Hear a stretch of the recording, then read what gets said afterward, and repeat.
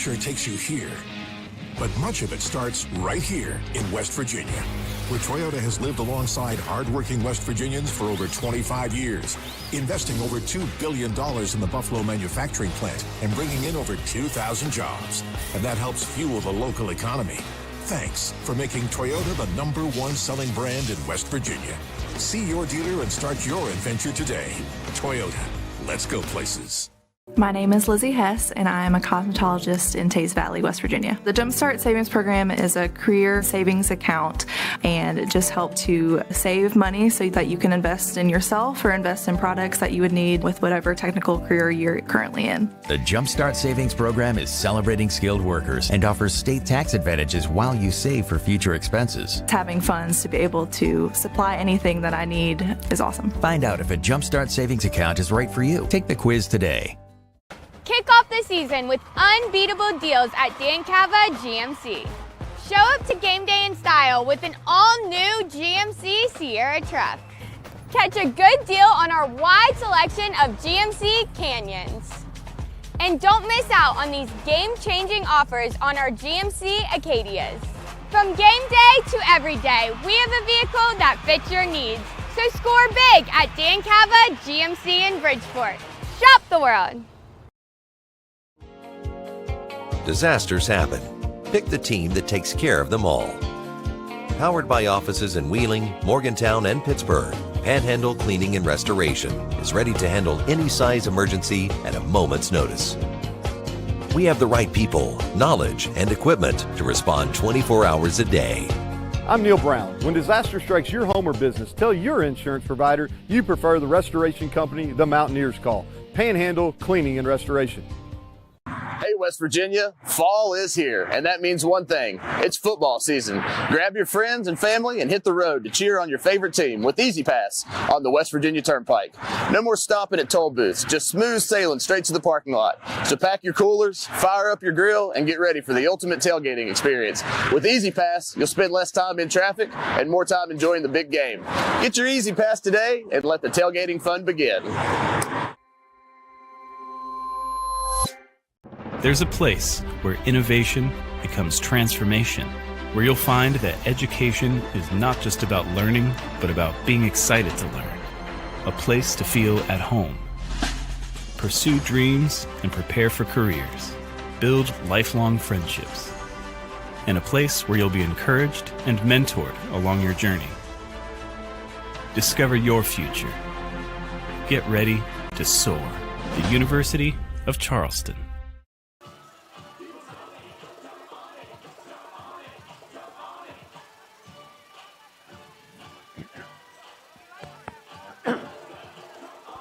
Okay, 1, 2, 3, 4.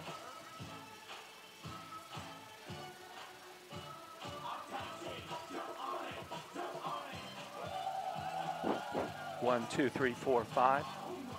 1, 2, 3, 4, 5.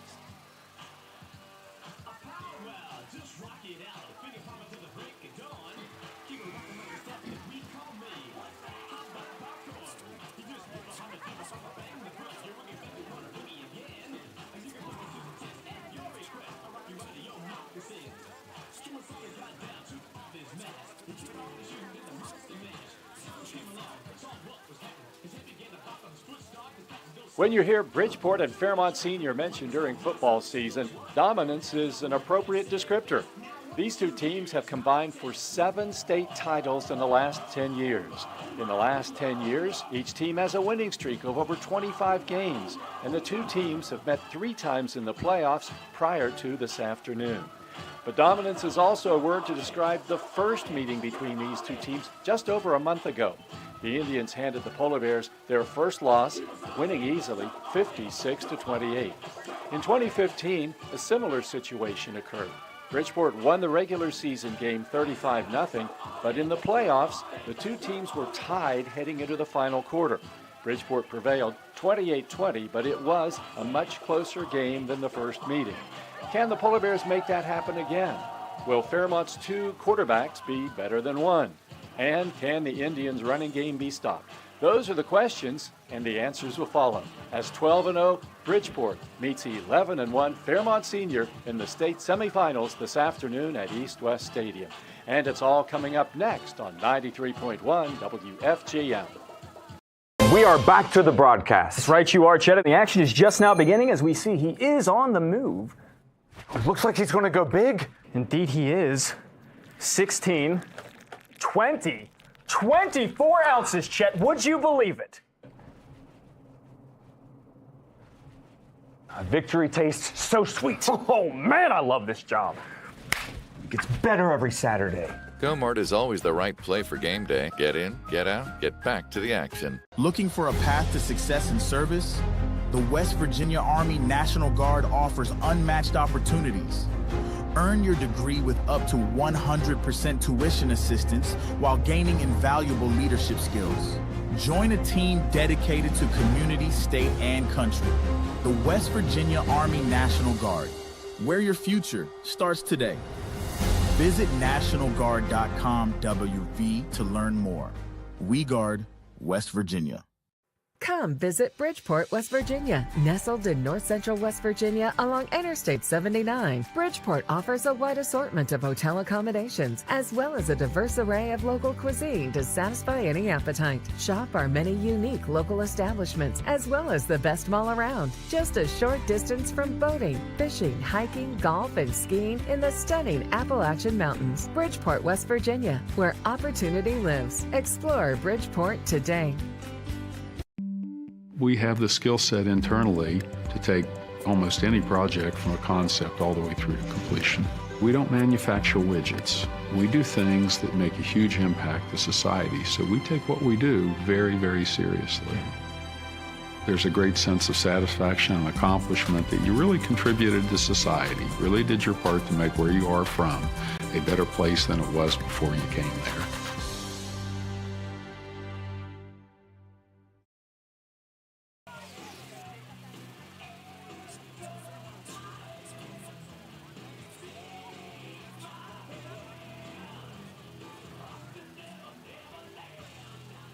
It's the state semifinal this afternoon at East West Stadium. It's the Polar Bears and the Bridgeport Indians, and joining me is head football coach Nick Bardick. Well, this matchup isn't a surprise. I think most people thought this would probably happen as we got closer to the playoffs. Tell me about the game last week, though, and the victory over Spring Valley. That was one that I think had you a little bit worried. Yeah, they're a solid program. They have a really long history of success when you go from just being Spring Valley and then back to when they were Sarita Canova and Buffalo Wayne. So that area has a lot of pride in their football. And so as you get into the playoffs with a team like that, and they've had a lot of success recently, they had a lot of electrifying players. That was obviously a concern, and it's the quarterfinals, so it's going to be a legit matchup. But our guys did an outstanding job of being disciplined and setting the game plan, and played really well. And their quarterback had thrown for over 2,000 yards, so he was a pretty good passer, but you really did a nice job of neutralizing that with pressure. Yes, pressure was great up front, and then in the box when they were trying to get the run game going, our guys tackled well, and then the secondary, everybody matched up, we communicated well, we ran some different coverages at them, and were able to rotate guys, and just, for any of our coaching shortfalls, our secondary really, those guys were able to communicate to make up for anything that maybe if we put them in a bad position, they knew how to correct it. So, just outstanding attention to detail and preparation last week. 3 key interceptions by 3 different players. Yes, and that's the thing, you're spreading it around, and it's great when you have different guys making plays like that. But a lot of that, that's big contribution from the secondary being in the correct position, but also, as you said, up front, they really were a handful and got after the quarterback and gave him a really hard time. And I think that you proved that Fairmont can be a running team, too. Yes, we did, and that's something in playoff football. You have to be able to control the clock and run the ball, and so those are formulas for success, and hopefully we can build on that moving forward. This is a rematch of a game played just a few weeks ago here at East West Stadium. The game with Bridgeport the first time started really well. Polar Bears get off to a 7-0 start, hold the Indians on their first 2 plays. It's 3rd down and 7, and then all of a sudden, the only pass they throw the entire game was a killer. Yeah, it was, and just that stuff that we're going to have to make adjustments to. We have the best film possible, and it wasn't obviously just that play. And that's in the first quarter. So you have to be able to handle the flow of the game, and we have to do a better job, coaching-wise, and make sure our guys are in the best positions possible to be successful. And I feel like we have a better game plan on both sides of the ball coming in this week. Having played them once, I'm sure you get a chance to look at it and see, okay, what was the one area in particular that really needs to be improved?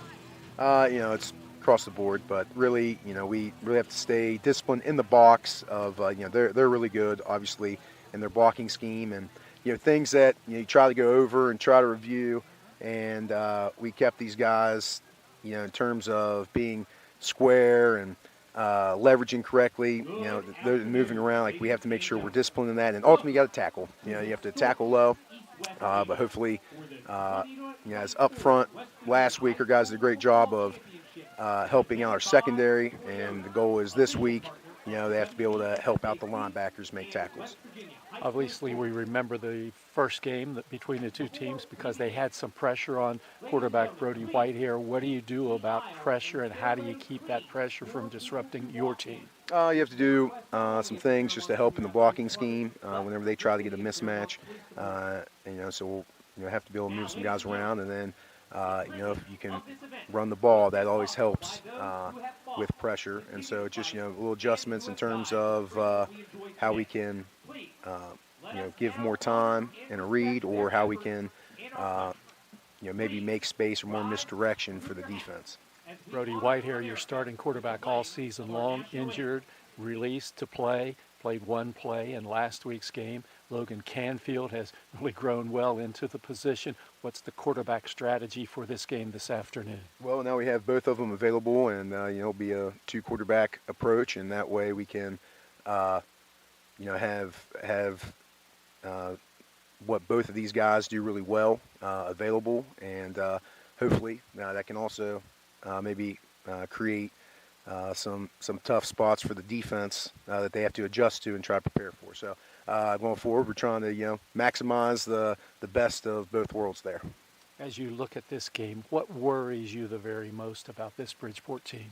The same things that worried us about a month ago, and they're really talented. They're loaded across the board, not just for their line, but also their skill position. So you have to be really sound to beat them. They don't typically beat themselves, and so our guys are going to have to stay the course. And that's the thing. The biggest probably opponent for us is just going to be the mental game of you lost last time. This time we're going to have to be able to ride the wave of good plays and bad plays, and stay the course, and to be able to finish a game like this. Everybody has you have to stay positive. You have to be able to have short memory, whether it's good or bad, and move on to the next play. It's the Polar Bears and the Bridgeport Indians. It's the state semifinals this afternoon from East West Stadium. We'll check the starting lineups and more when the pregame show continues on 93.1 WFGM. Chances are you've thought about fostering before. You've thought about how much good you could do opening your home for a West Virginia kid who needs a stable place to stay. How you could be the foster home for a teen, or the reason 2 siblings get to stick together. If you've ever thought about fostering, West Virginia needs you now. Take the next step on your foster care journey at wefosterwv.org. What's falling faster, the autumn leaves or the prices here at Dan Cava Toyota World? If you're trying to save a few bucks, come check out our large selection of Toyota trucks here at Dan Cava Toyota World in Fairmont. Shop the world! It's not just Concord's esteemed history of higher education excellence. It's not just Concord's 125-acre campus beautiful, nestled in West Virginia's rolling hills. It's not just Concord's wide variety of academic and artistic opportunities tailored to almost any career path. It's not just Concord's compassionate team of instructors, administrators, and staff dedicated to your success. So what is it that makes Concord University so great? Well, that's easy. It's you. Start your journey today at concord.edu. If you need a lawyer, then you need a lawyer who's in it to win it. You need Hill, Peterson, Carper, B. and Ditzler. We have a track record of winning millions for our clients. At Hill, Peterson, Carper, B. and Ditzler, we're in it to win it. Hey, West Virginia. Need extra defense? This season, don't let respiratory illness slow you down. Vaccines are your best defense this fall because your health protects their future, so you can celebrate safely, get closer with confidence, and never miss a moment. Breathe easy, West Virginia. Find out how by going to breatheeasy.wv.gov.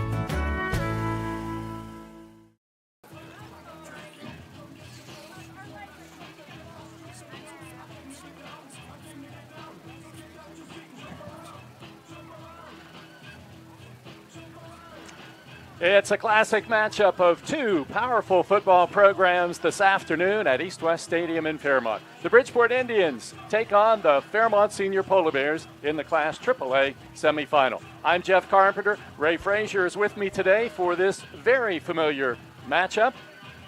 Ray, Fairmont Senior needs to get off to a good start today, and they need to put that last game back in the background and forget about it. Yeah, they do, Jeff, and I think this kind of comes down to the same thing that you kind of see, in NFL football with a divisional rival playing 2 times in a year. A lot of times that first game doesn't go quite the way you want it to go. So today, entirely different slate, and hopefully we get a lot different result. And the game that the Polar Bears are trying to forget is that matchup just a month ago. Bridgeport won it by the score of 56-28, and it got off to a great start for Fairmont Senior, opening up a 7-0 lead, and then everything fell apart. Bridgeport scored 35 unanswered points to come away with the win. And Bridgeport's head coach is Tyler Ferris. He's won 42 games and lost only 6 in his 4 years on the job with the Indians, and he thinks it's best for his team to go ahead and forget about last time as well. And he said, yes, they did play well, but the ball did bounce their way a few times. I thought, yeah, we played well in some places, but I don't know if we played, our best game of the year. There's a lot of things we have to clean up, and I'm sure Fairmont Senior saying the same thing on their side. There was some fortunate breaks that went our way. You definitely have to believe a closer game than what people think. So, that's been our mindset all week is this is a brand new season. It's going to be a very tough game, tough atmosphere to playing a team that doesn't lose at this venue very often. And offensively, your team has been so strong all season long. What has been the secret? I mean, not really a secret. It's nothing crazy. We just have to block and execute. And that's kind of the goal of our team is if we come out and we block well and we get some decent athletes in space, then good things can happen. But we got to really focus and hone in on rules today. And there may be a different look from Fairmont, and if there is, we've really got to make sure that we're locked into our reads. You mentioned a different look, and it's likely that you'll see 2 quarterbacks for Fairmont Senior today. One Whitehair, one Canfield, totally different. How does that make preparation different for you? It's definitely, it adds to it for sure. They potentially have 2 different offenses. Now, blocking schemes don't change a little bit, but the formations do. Both very, very good athletes, very good football players. So, you got to be able to adjust to, and one being a predominant lefty and the other one's a righty. So, a lot of differences there. But, Fairmont's just a very solid football program, and we know no matter who's back there, it's going to be a tough one for us. That's Tyler Ferris, the head coach of the Bridgeport Indians, and Ray, he has built one of the best ever teams this season in Bridgeport. They're powerful. They can throw the ball a little, and they run the ball a lot. What does Fairmont need to do? What are the keys for the Polar Bears to have success today? Yeah, I think in looking at the tape from last time, Jeff, the first and foremost thing is that we got to stop the power and trap play. I mean, that's the first thing we got to do today. And that's easier said than done, but our defensive line can simply just not get up the field. We've got to be able to squeeze down a little bit and make sure that we don't put so much pressure on our middle linebackers to have to make plays on islands. And the other thing is we need to stay on schedule. Offensively, we don't need to get behind the chains. We need to make sure we stay, getting those 3 and 4 yard gains on first down. And lastly, and certainly not least, we've got to win that turnover battle. Steal a couple possessions here and there, maybe a possession and a half. And if we can do that, I think that's going to give us a really good chance. You mentioned squeeze down. Tell me exactly what you mean by that. Yeah, if I'm a defensive tackle and I'm lined up on, say, a guard, we call it 3 technique outside shade of that guard, and he releases inside the linebacker, I can't go flying up the field, because if I do that, every step I take, it widens the hole. So when that guard releases that linebacker, I got to get my hands on, I got to squeeze it a little bit to knock his path off so that linebacker doesn't get hit square in the mouth. And that is what we have to do today. That is so critical. It was just as good when you told it to me, though, but when you gave me the actual gestures and you stood up and you were doing the blocking, it was a little easier for me to understand. But yeah. I do appreciate yeah. it. And it sounds so simple. It's easier said than done. I mean, obviously, this is the same, thing that Bridgeport's ran. I mean, they've changed a little bit here and there, but their blocking schemes are the same. They're so good at what they do because they have precision as far as their landmarks, where they're going to be. They know their linemen are going to be on the paths that they need to be on. They know the backs are going to be where they're supposed to be. And when you do that, you've got to play fundamentally sound football, and so we've got to do that today. But we're up for it. I think we can get it done. This will be the 50th time that these two teams have played. Bridgeport leads the all-time series 35-14.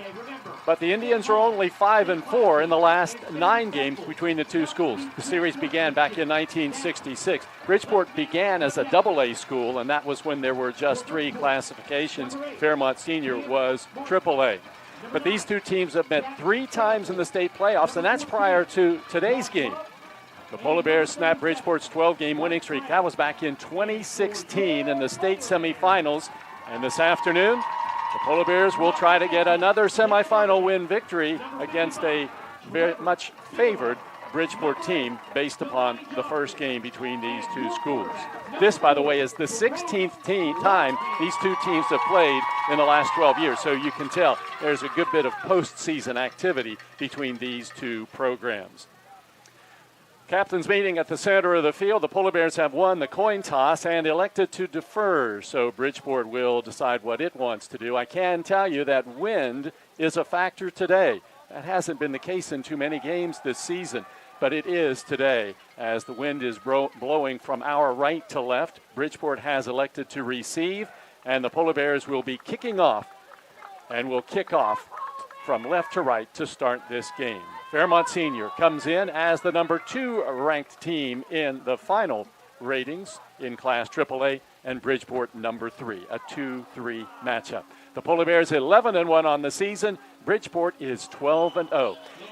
This is a beautiful day today outside of cool temperatures or maybe cold temperatures. It's 34 degrees at game time, but a bright sunny afternoon here at East West Stadium in Fairmont. The sun reflecting off those red Bridgeport helmets down below.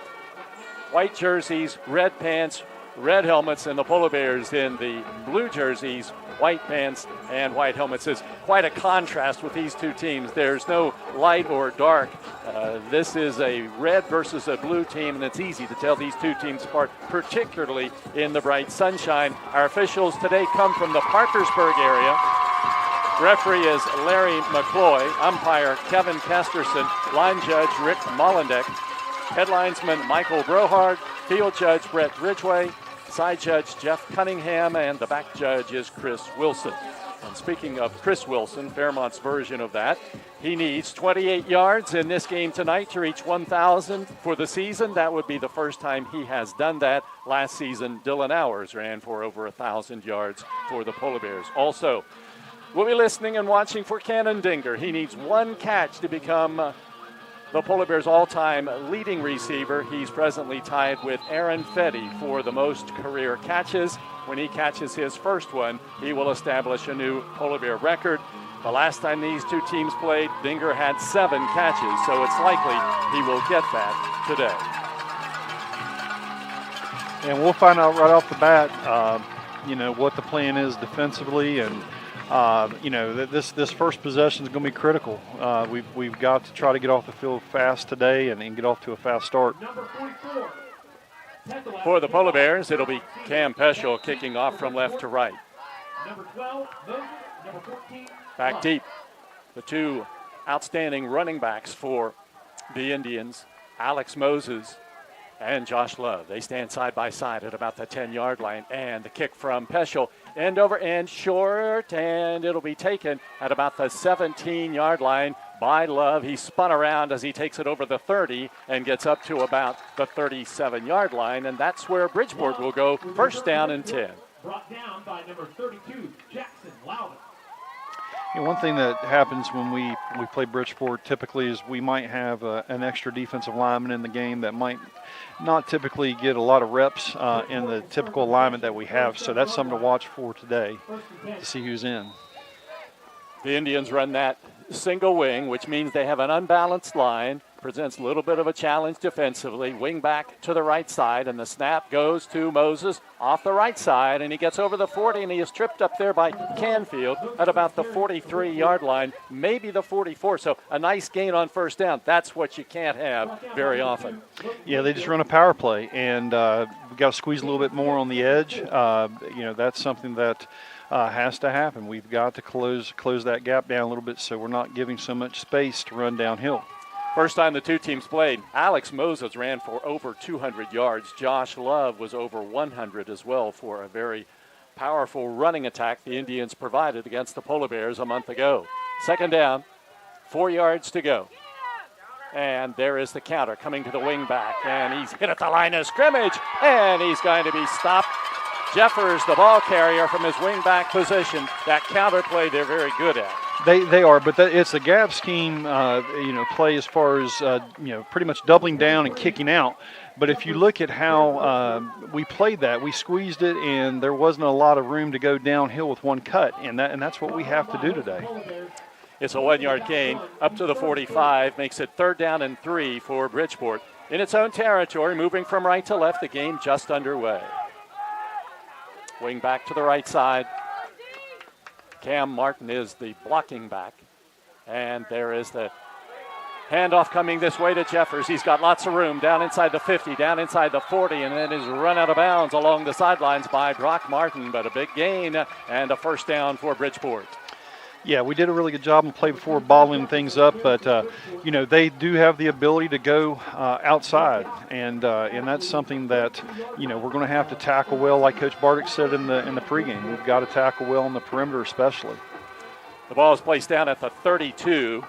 That's a 23-yard gain for Jeffers, and now it's first down and 10 for the Indians in 4-down territory at the Polar Bear 32-yard line.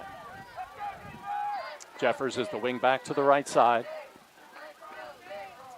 Love and Moses are the running backs. Moses gets the handoff. Moses gets down to the 30 and then is hit hard and goes down. Parker Bigelow was one of those who finished off that play after a 2-yard gain for Moses. Yeah, the one thing we cannot do is fall asleep. Playing, the coverage we're probably going to have to play, and the alignment with the safety, probably playing a single high safety. We're going to put a lot of pressure on our safeties to play, center field. So don't fall asleep also with the pass. Second down, 8 yards to go. The ball on the far hash marks. A lot of room to the left, sidelines to the right for Bridgeport. And there's movement at the line of scrimmage, and a flag is thrown, and looks as though the Polar Bears might have jumped off sides.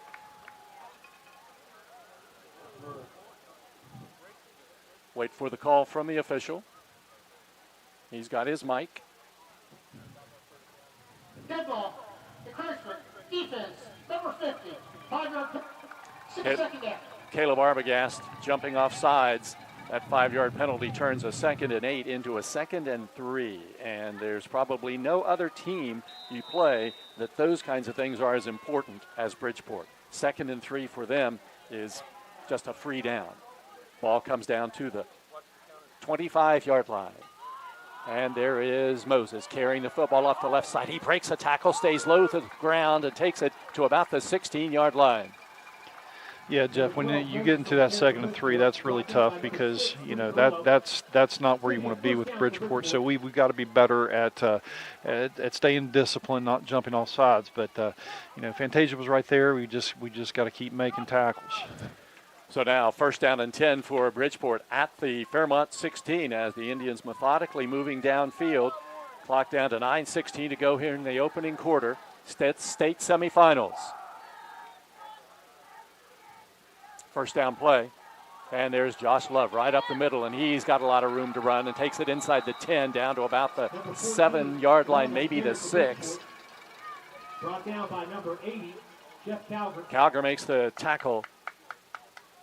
Gain of about 9 is gonna bring up Yeah, run an inside trap play, Jeff, and that's something that, you know, they will run quite a bit. They'll run an interior trap. They'll run the power play, so you never know who's coming from the inside, whether it's a guard or the up back.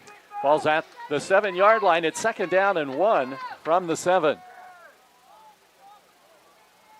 It's Moses and Love, the running backs. Snap to Moses, counter to Jeffers. Jeffers tumbles over the defenders at the line of scrimmage and takes it to about the 4-yard line. He'll get the first down, a 3-yard gain. It'll be 1st and goal for Bridgeport. By number 60, Powers Dawson. It'll be a first down for Bridgeport. It'll be 1st and goal at the 4. So the Indians, one big play in this drive, and it came on a 3rd down, and that was the 23-yard run by Jeffers. They're looking now at a 1st and goal at the 4-yard line.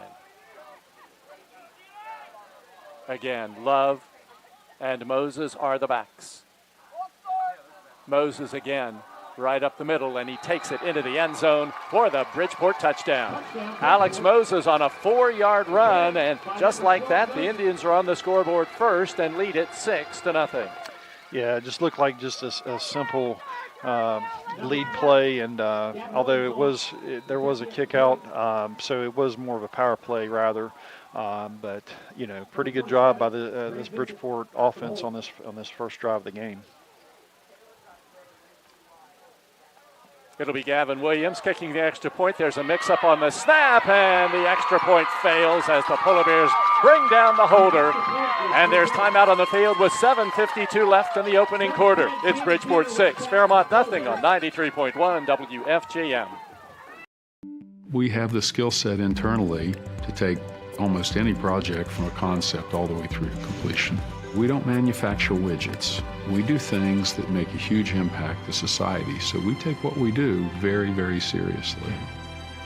There's a great sense of satisfaction and accomplishment that you really contributed to society, really did your part to make where you are from a better place than it was before you came there.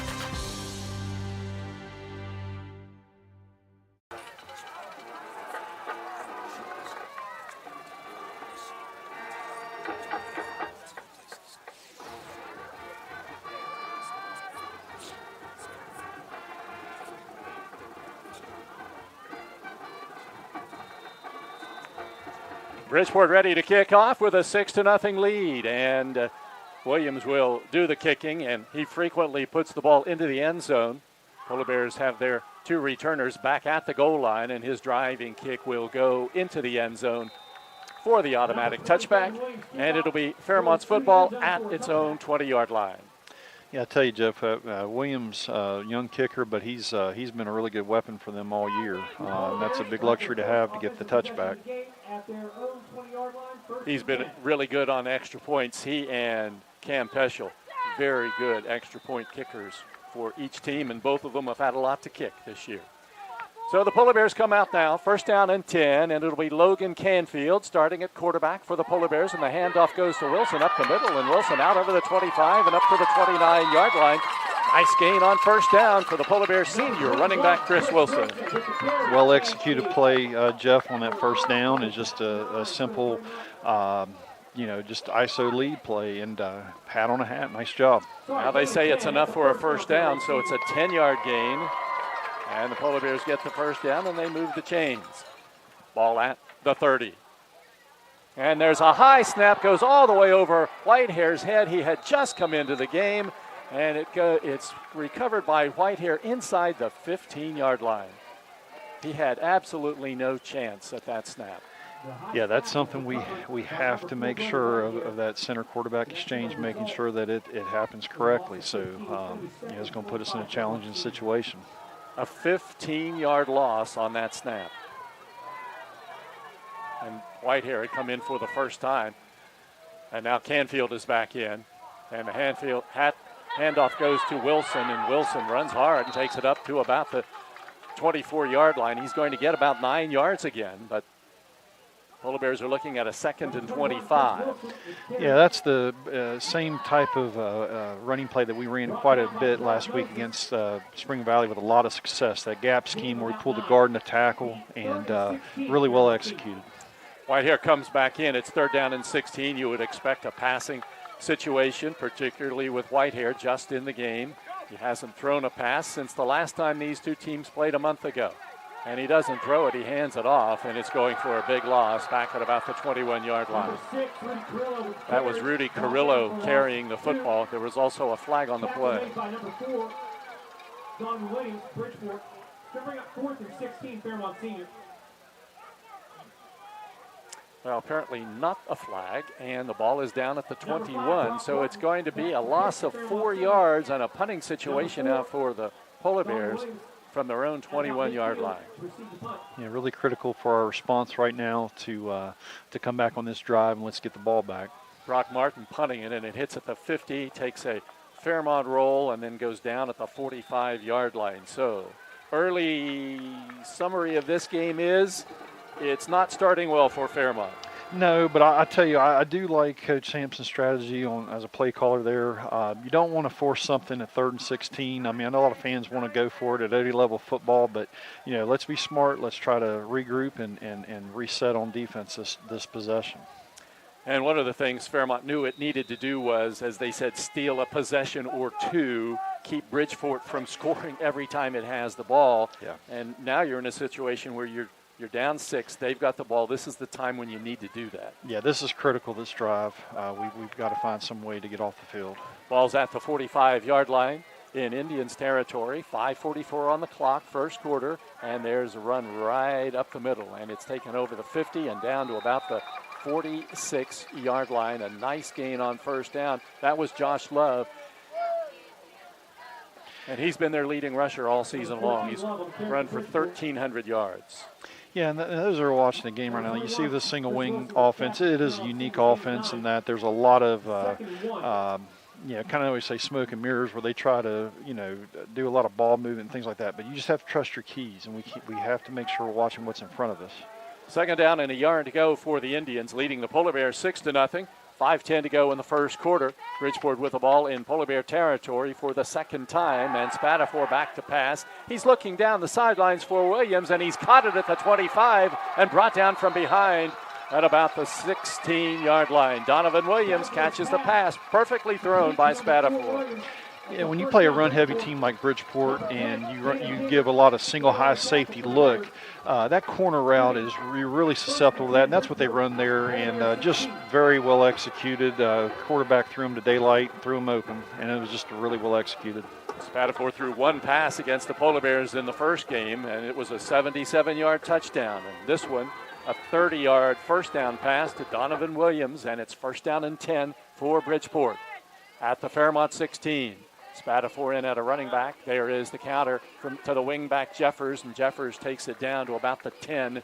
He'll get about 6 on the play. We have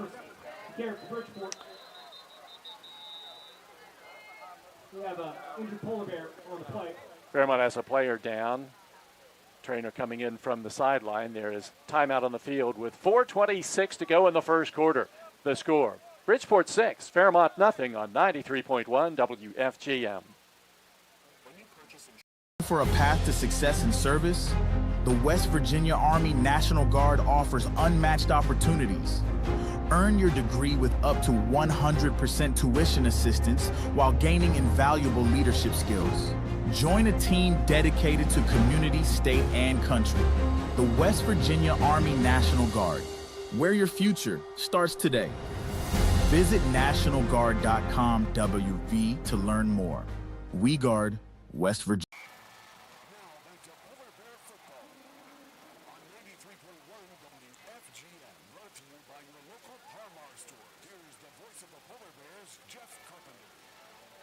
Midway through the first quarter here at East West Stadium in Fairmont, and the Polar Bears, Powers Dawson injured. Number 50, Powers Dawson. And he's walking off the field on his own, and he's playing some defense. Doesn't typically play defense, but in this formation for the Indians, he does. Yeah, and that's where, like I said earlier, that you're going to see more defensive linemen being utilized by nature of how Bridgeport plays. Well, the Indians have the ball at the 10-yard line. It's second down and 4 yards to go. Bridgeport leads 6-0, 4:20 turning clock here in the first quarter from Fairmont. Love and Moses are the running backs. Jeffers is the wing back. Martin the blocking back. And Moses gets the snap and flags at the line of scrimmage. Flag on the play.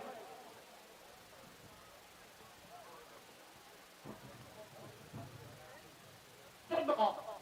Hook start. Offense. Number 77. 5-yard penalty. Second down. False start penalty called against Bridgeport. So the 2nd and 4 now becomes a 2nd and 9, and the ball comes back to the 15-yard line. Yeah, we got to capitalize on this situation, getting them in a little second long situation here. It's Love and Moses as the runners in that wing or the single wing formation. And it's Moses getting the snap. Moses cuts it back towards the middle, and he's going to be brought down after a gain of about 3 yards, maybe 4 on the play. Brought down by number 40. They come with a front side kind of belly type scheme where it's kind of a front side kick out, and do a pretty decent job of collapsing that down the way we're supposed to on the front side. Bracero makes the stop for Fairmont. It's a pickup of 3. It's now 3rd down and 5.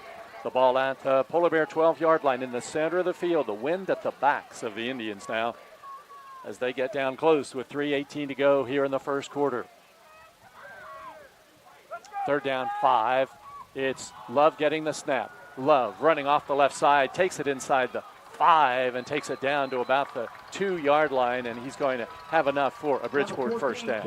Yeah, I'll tell you, Love, the thing about him is that, obviously he has the speed. He's very capable in that department, but he also has a physical style with him when he runs the football. So that's something that, really you respect from his game. Love, 5'9", 175 pounds, hard runner. They're all hard runners, though. You always look at them; they hit the holes so fast. It's 1st down, goal to go for Bridgeport. The ball at the 3-yard line. The Indians lead 6-0 here in the first quarter. And the snap comes to Love. He takes it right up the middle, but he is met. And he's going to be brought down. It was Arbogast who hit him first. And no gain on the play for Josh Love.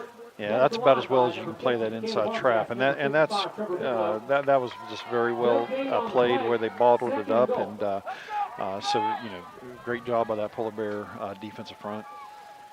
So the Indians now looking at a 2nd down and goal as the clock turns inside 2:10 to go in the first quarter. The Polar Bears had 1 possession, 3 and out, and punted it back to Bridgeport.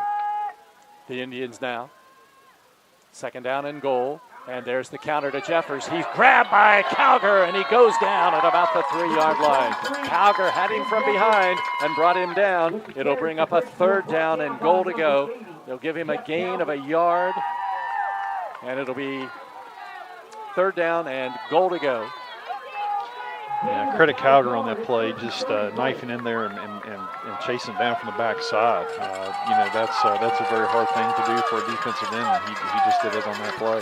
3rd down and goal. The ball outside the 2-yard line. Moses and Love are the running backs. And there's the counter again to Jeffers, and this time Jeffers gets it into the end zone, and the Indians score again and lead it 12-0. Yeah, so many people, offensive play callers, when they get into the red zone, they get a little concerned because things tighten up. But by nature of how Bridgeport always plays, I mean that's something they're pretty much in a goal line offense all the time. So that's something that really plays to their strengths. Williams to attempt the extra point. The first one didn't get down by the holder, and it wasn't kicked. This one is up, and it is good. And there's timeout on the field now, 1:15 to go in the first quarter. It's Bridgeport 13, Fairmont Senior nothing, on 93.1 WFJM. And we are back to the broadcast. That's right, you are, Chet. The action is just now beginning as we see he is on the move. It looks like he's going to go big. Indeed he is. 16, 20, 24 ounces, Chet. Would you believe it? Victory tastes so sweet. Oh, man, I love this job. It gets better every Saturday. Go-Mart is always the right play for game day. Get in, get out, get back to the action.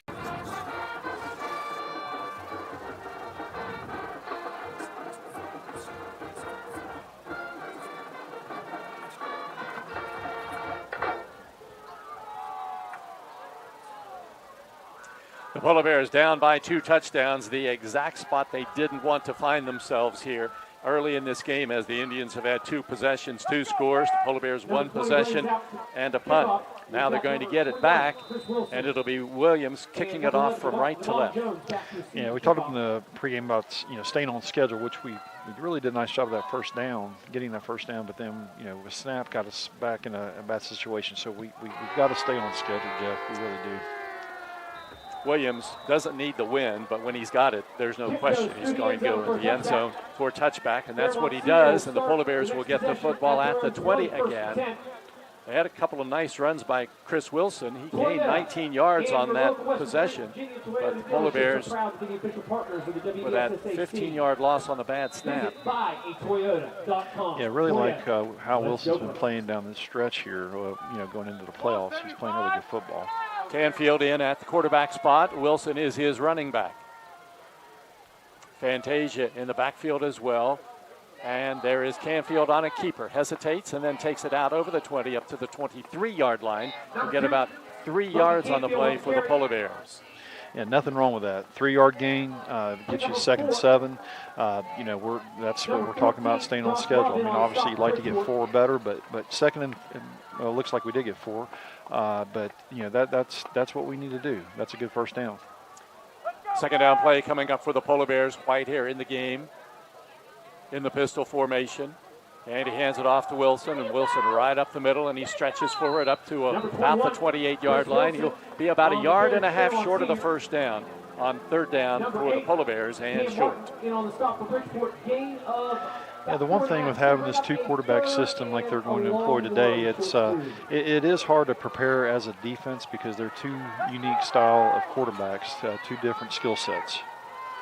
3rd down short for the Polar Bears now. Canfield in at quarterback now, takes the snap, he's going to run with it, and he is hit, and he's going to be stopped short of the first down, short of the 30-yard line, I believe.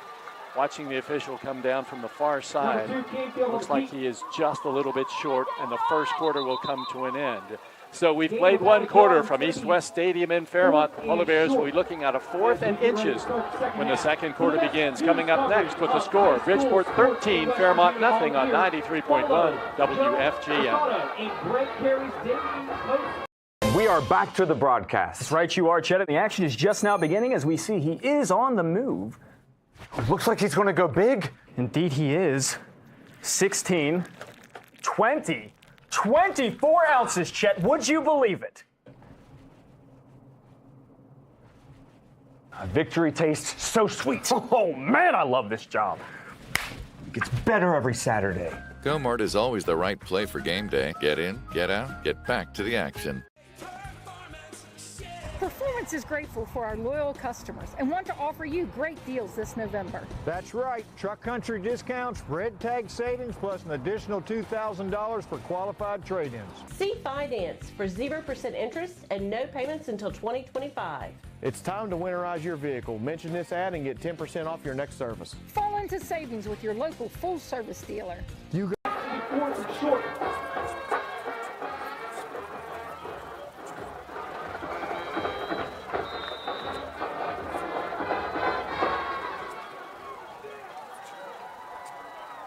It's a first down, Fairmont Senior. On a 4th and inches, it's Canfield up the middle. He gets the first down for Fairmont just over the 30-yard line, and so the Polar Bears going for it. Really nothing to lose there. No, I like the call by Coach Bartek. I think it was a good decision. So now Fairmont goes first down and 10. The football just over the 30. And Whitehair in at quarterback, and he's back to throw. Far side of the field. The pass is caught by Dinger, and he gets up to the 40-yard line. He'll have a first down. And Cannon-Dinger, with that catch, becomes the all-time leading pass catcher in Fairmont Senior history. Yeah, and you think about all the receivers that have come through the halls of Fairmont Senior to be able to be in that company and to be. Personal foul, illegal helmet contact, defense, number 21, 15-yard penalty against Bridgeport. Illegal helmet contact is the call. That's a 15-yarder. Yeah, but Jeff, I was just going to say, I mean, to be able to be in that, to be there in the record book, that says a lot. That's pretty impressive. So the ball comes now to the 43 in Bridgeport territory. 1st and 10, Polar Bears, first time on the Bridgeport side of the 50 tonight. And Fairmont trailing 13-0 has a new set of downs. And Canfield back in at quarterback. Canfield takes the low snap, drops it, then has to dive on it at about the line of scrimmage. The snap was low, but Logan didn't do a very good job of controlling it because it was controllable, but he just seemed to then bobble it, juggle it, and then had to fall on it. Yeah, sometimes you get in a situation as a quarterback, especially out of the shotgun, and you got your eyes, kind of where you want to go first, and the fundamental, you got to have the snap first. So now it's 2nd down, 10 yards to go for the Polar Bears. Ball at the 44-yard line, and Whitehair in, and he's back to throw. Has time. He's lofting one downfield for Martin. And he can't hang on to it. Incomplete in the end zone. If he hangs on to it, it's a Polar Bear touchdown.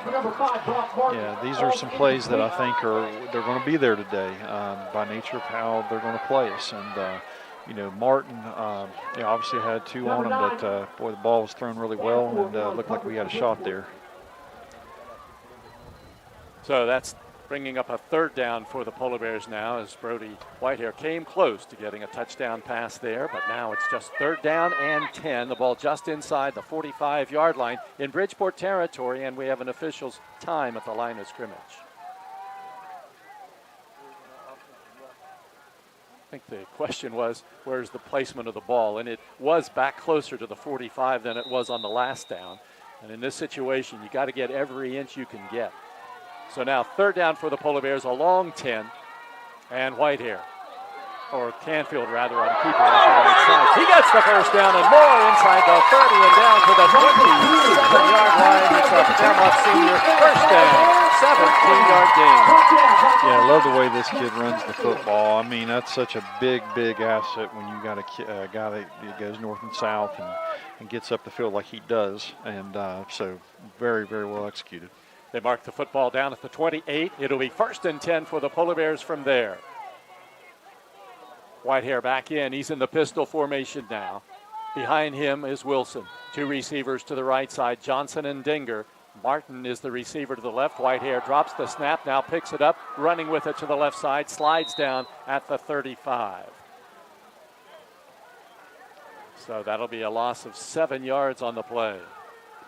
Yeah, this is something we've got to get cleaned up in a hurry. I mean, this is something that, that snap center quarterback exchange, we've got to make sure that we have it. So, I think some plays are there to be made, but we've got to have that fundamental taken care of. So now 2nd down and long. That's a 7-yard loss. 2nd and 17 from the Bridgeport 35. The Polar Bears trail 13-0. Canfield in there.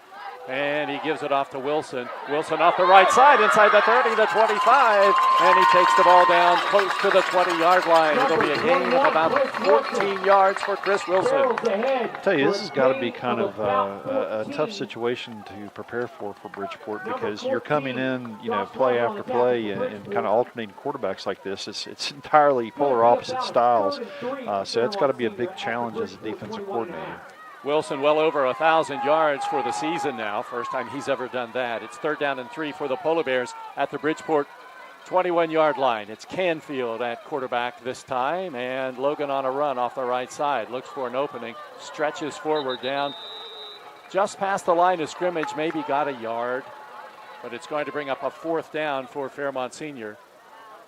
Ball going to be set down close to the 21-yard line. Yeah, this system that we're using today kind of reminds me of the old Florida Gators with Steve Spurrier. Those of you remember back in the 90s with Doug Johnson and Jesse Palmer. They were doing this, rotating quarterback in and out after every play. Coach Burry could talk to his quarterback every play, and that's a luxury you usually don't have.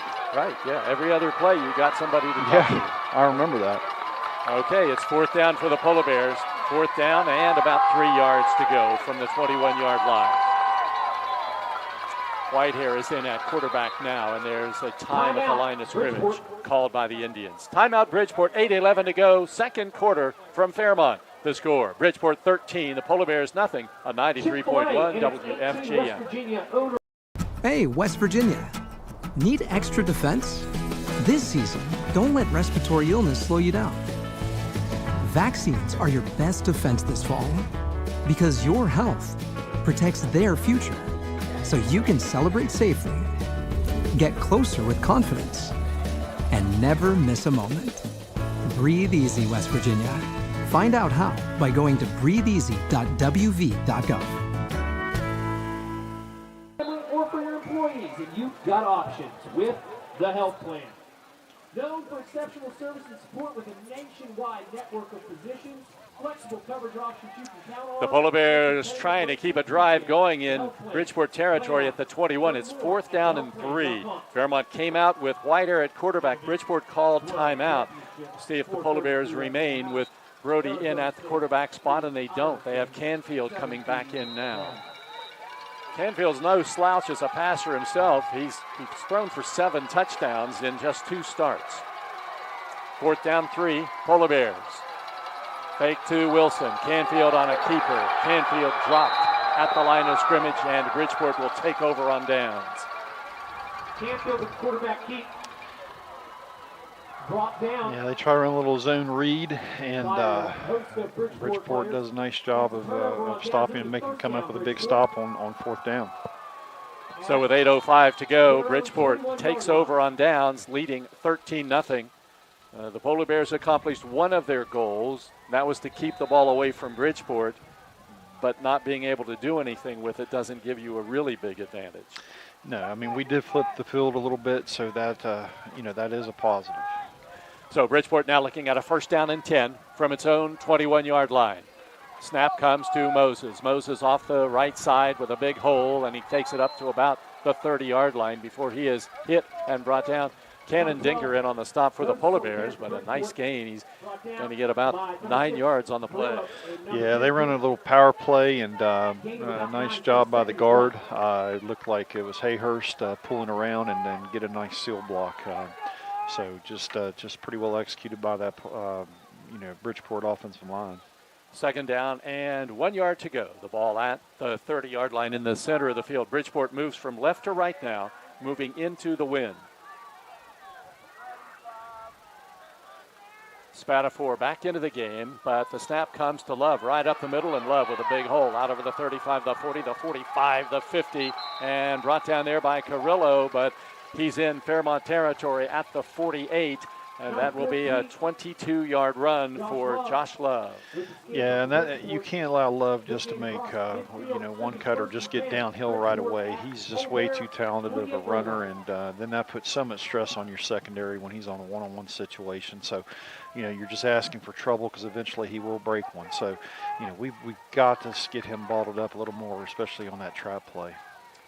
1st down 10 Indians at the Fairmont 48-yard line.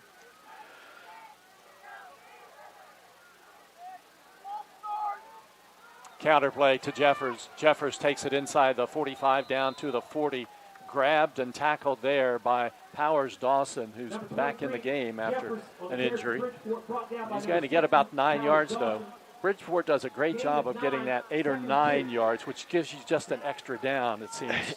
It does. I mean, because it's right now, it's kind of like you said, it's like a free down that, they can decide whatever they want to do. They want to take a shot here, they can do it. But if they want to just try to go at it and just get the 1st down, they can do that. So, I mean, that puts a lot of stress on your defense. Just inside the 40-yard line, they need to take it to the 38. So 2nd down and a long one to go. And it's going to be a pass. It's Spatafor. Little short pass deflected into the air, and it's incomplete.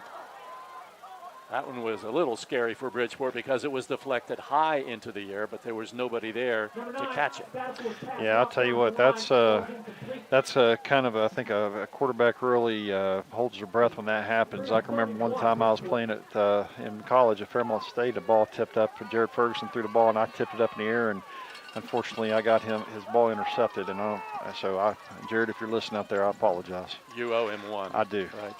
That incomplete pass makes it now 3rd down and a long one for the Indians. Just inside the Fairmont 40. Bridgeport leads 13-0. And the snap, and it's Moses, and Moses gets the first down. Brock Martin brings him down, but he's inside the 35 at about the 34-yard line. So it'll be a 5-yard gain for Alex Moses. Yeah, what makes Bridgeport so dangerous is, early on initially these 5 and 6 yard gains, and they stay so committed to doing this and running the football consistently throughout the whole game. Eventually, those gains that are 5 and 6, they become longer, and so that's something that we got to get that closed down. We got to get those gains shorter. Now it's 1st down and 10 at the Polar Bear 33. Snap goes to Love, and he takes it straight up the middle, but then he is hit, and he's going to be brought down. Bigelow hit him, and then Dawson was there to finish it off for the Polar Bears. Yeah, pretty well played, and you can see. I mean, if we play our responsibilities the correct way, we have the ability to stop the gains, make them shorter, but. We can't put too much stress on those linebackers. We've got to collapse things down up front. Very important. 2nd down, 8 yards to go from the Polar Bear 31-yard line. Love and Moses are the backs. Jeffers is the wing back. And the officials stop play at the line of scrimmage. Jeffers is sent to the sideline, and he is replaced by Sam Goodwin for the Indians now. He'll play the wing back spot. It's 2nd down and 8 at the Polar Bear 31. This time it's Moses running wide to the left side, and he turns the corner and is run out of bounds just inside the 25-yard line. Navon Jones managed to run him out, but he got a nice gain, though. Number 12, Moses. And I think that's so hard for a perimeter player, a defensive back, when you play Bridgeport, because you're so used to seeing the ball in the air a lot when you play a typical high school football team and their offense. But all of a sudden here comes a perimeter run play, and you haven't seen one for about 8 and 9 plays. So you have to be ready to tackle and come up and be aggressive and tackle, but under control at any moment. 10-yard gain and another Bridgeport 1st down. 1st and 10 at the Polar Bear 22. There's the counter to Jeffers. Jeffers taking it up the middle inside the 15, and he dives down to the 14-yard line. Brock Martin in on the tackle for the Polar Bears. But again, just big chunks of yards. That's a gain of 8 yards on the play, and it's going to be 2nd down and 2. Yeah, they run the counter play, and typically that's a kick out by the guard on the perimeter player, but he turned it up a little sooner, and so they're running a little sooner up inside, and nice game. Ball just inside the 15-yard line. 4th down, a couple for the Indians now. Jeffers back in the game at the wing-back position. Josh Love up the middle. Inside the 10, the 5, into the end zone, untouched for the Bridgeport touchdown. It'll be a 14-yard touchdown run for Josh Love, and Bridgeport leads it 19-0. Yeah, we got caught up a little bit with the ball movement on that play. Like we said, that happens a lot in the single wing, and I think we didn't read our keys really well on that play. So Williams ready to attempt the extra point from left to right. Vincent the holder. Ball down, the kick up, and the kick is good. There's timeout of the field. 3:44 to go. 2nd quarter from Fairmont. It's Bridgeport 20. The Polar Bears nothing. On 93.1 WFGM. Chances are you've thought about fostering before. You've thought about how much good you could do opening your home for a West Virginia kid who needs a stable place to stay. How you could be the foster home for a teen, or the reason 2 siblings get to stick together. If you've ever thought about fostering, West Virginia needs you now. Take the next step on your foster care journey at wefosterwv.org. Hope Gas congratulates our local team in the state championship. Hope Gas is all about supporting the exciting things happening right here in West Virginia. Learn more about Hope's community efforts by following Hope Gas on Instagram. Good luck. Bridgeport in total command here. Late in the second quarter, the Indians have a 3-touchdown lead. The Polar Bears haven't stopped them, and Fairmont hasn't been able to score yet. Bad combo there. Williams ready to kick off. This time he'll be kicking into the wind. Navon Jones and Chris Wilson are back to return for the Polar Bears. See if the wind makes a difference here, and it does. And Jones comes up, and it rolls out of bounds inside the 10, and it'll be Fairmont's ball at the 35-yard line. Yeah, so far we've had a lot of self-inflicted wounds with our drive so far. I mean, we've had some moments where we're moving the ball, but then we're going back the wrong way with the snap or quarterback center exchange. So those are things we got to clean up on this drive. And we should remind everybody that Fairmont lost its starting center, Tristan Ramsey, and of course lost its quarterback, Brody Whitehair. So you're playing a game of this importance. And Whitehair is coming in and out, but it's not the same as when he was the starter. And, of course, you have a new center. So a couple of subs for the Polar Bears that have made this game a little more difficult. First down and 10, and it didn't need to be made any more difficult. Canfield on a keeper off the left side, and he puts his head down and takes it up to about the 38-yard line. He'll get about 3 yards on the play. Yeah, and I think with Canfield, with the alignment we're getting defensively from Bridgeport, at some point I would think that they might give him a shot to throw it vertically down the field a little bit, but we still have Whitehair coming in that obviously is very capable in the pass game. They've set the ball down at about the 39-yard line, so let's give him a gain of 4 and make it 2nd down and 6 for the Polar Bears. Wilson, the running back behind Canfield. Bad snap, but Wilson gets the handoff cleanly and takes it out over the 40 up to about the 43. It's going to be a couple of yards short of the first down. I'm thinking if we can do a situation right now where we can get a drive going and get something going here before halftime, and then regroup at halftime and start out the second half because we get the ball correct. Yes. So that's kind of a 2-possession swing that we can get right back in this thing. Wilson is checked out of the Polar Bear lineup now. Canfield has Cowger to his left as a blocker. Canfield to throw right over the middle, and Martin can't hang on to it at about the 50-yard line. It'll be 4th down and 2. Yeah, they bring pressure from the field, and we do a really nice job of picking it up. Everything was pretty well executed. Just gotta make the play. But as from a protection point of view, we really did a nice job of picking up that stunt, that blitz. That's the first pass Canfield has thrown tonight, or this afternoon rather, and it's going to be 4th down for the Polar Bears.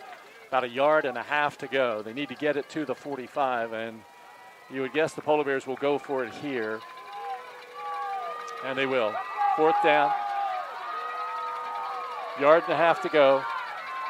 Canfield comes up under center now, and there's a flag. Did the Polar Bears take too much time? No, they called timeout. Timeout, Fairmont Senior. 2:21 remaining in the second quarter from East West Stadium. The score, the Bridgeport Indians 20, the Fairmont Senior Polar Bears nothing on 93.1 WFGM. Hey, West Virginia, fall is here, and that means one thing. It's football season. Grab your friends and family and hit the road to cheer on your favorite team with Easy Pass on the West Virginia Turnpike. No more stopping at toll booths, just smooth sailing straight to the parking lot. So pack your coolers, fire up your grill, and get ready for the ultimate tailgating experience. With Easy Pass, you'll spend less time in traffic and more time enjoying the big game. Get your Easy Pass today and let the tailgating fun begin.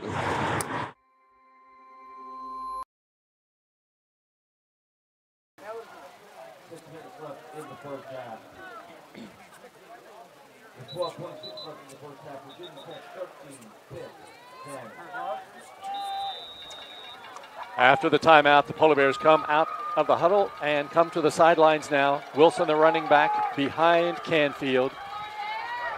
4th down A long yard to go and a bad snap, and the ball is handed off to Wilson, and he's not going to get the first down, and the Polar Bears turn it over on downs again. Snap issue as Canfield couldn't get it cleanly, and it changed the entire play. Yeah, it's so hard to begin with against this Bridgeport front seven, just to get movement and everything. We have to have everything going, immediately, and especially on a short yardage play.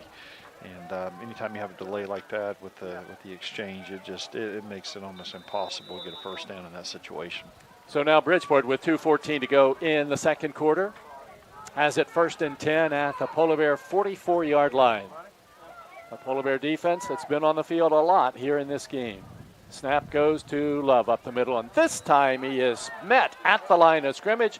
No gain on the play as the Polar Bears had that one. Trevor Bigelow, and Caleb Arbogast in on the stop for the Polar Bears. If they can bottle that up and play that responsibility, that's how you play against this Bridgeport football team. But you have to do it play in and play out. That's the way you have to play. 2nd down and 10 after no gain, and now they'll go wide to the left side, and he's hit, and he's going to be brought down. Fantasia missed Love, but then got some help, and he's brought down for a loss back to the 45-yard line. And this Bridgeport team, like we said, they're dangerous on the perimeter too. But if you get people to the football, if you get 4 or 5 guys, 4 or 5 hats to the football, you still, you still will be fine, even in space. And that's what we did that play. I mean, these last 2 plays, this is how we need to be playing defense. Game clock's down to 1:12. It's 3rd down and 11 for Bridgeport now.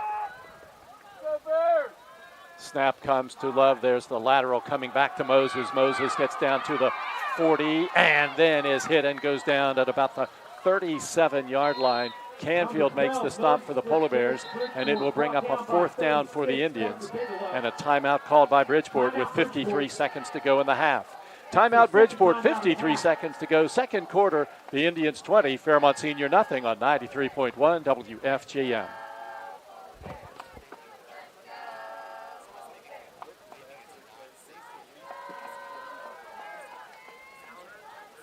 With the West Virginia Invest Grant Program, you can go to any West Virginia community and technical college tuition free. Get the skills to get ahead tuition free. Apply now at w-v-invest.org. The West Virginia Secondary Schools Activities Commission is proud to use Wilson football. For athletes to perform their best, they require the best. And that is what Wilson has delivered for over 100 years.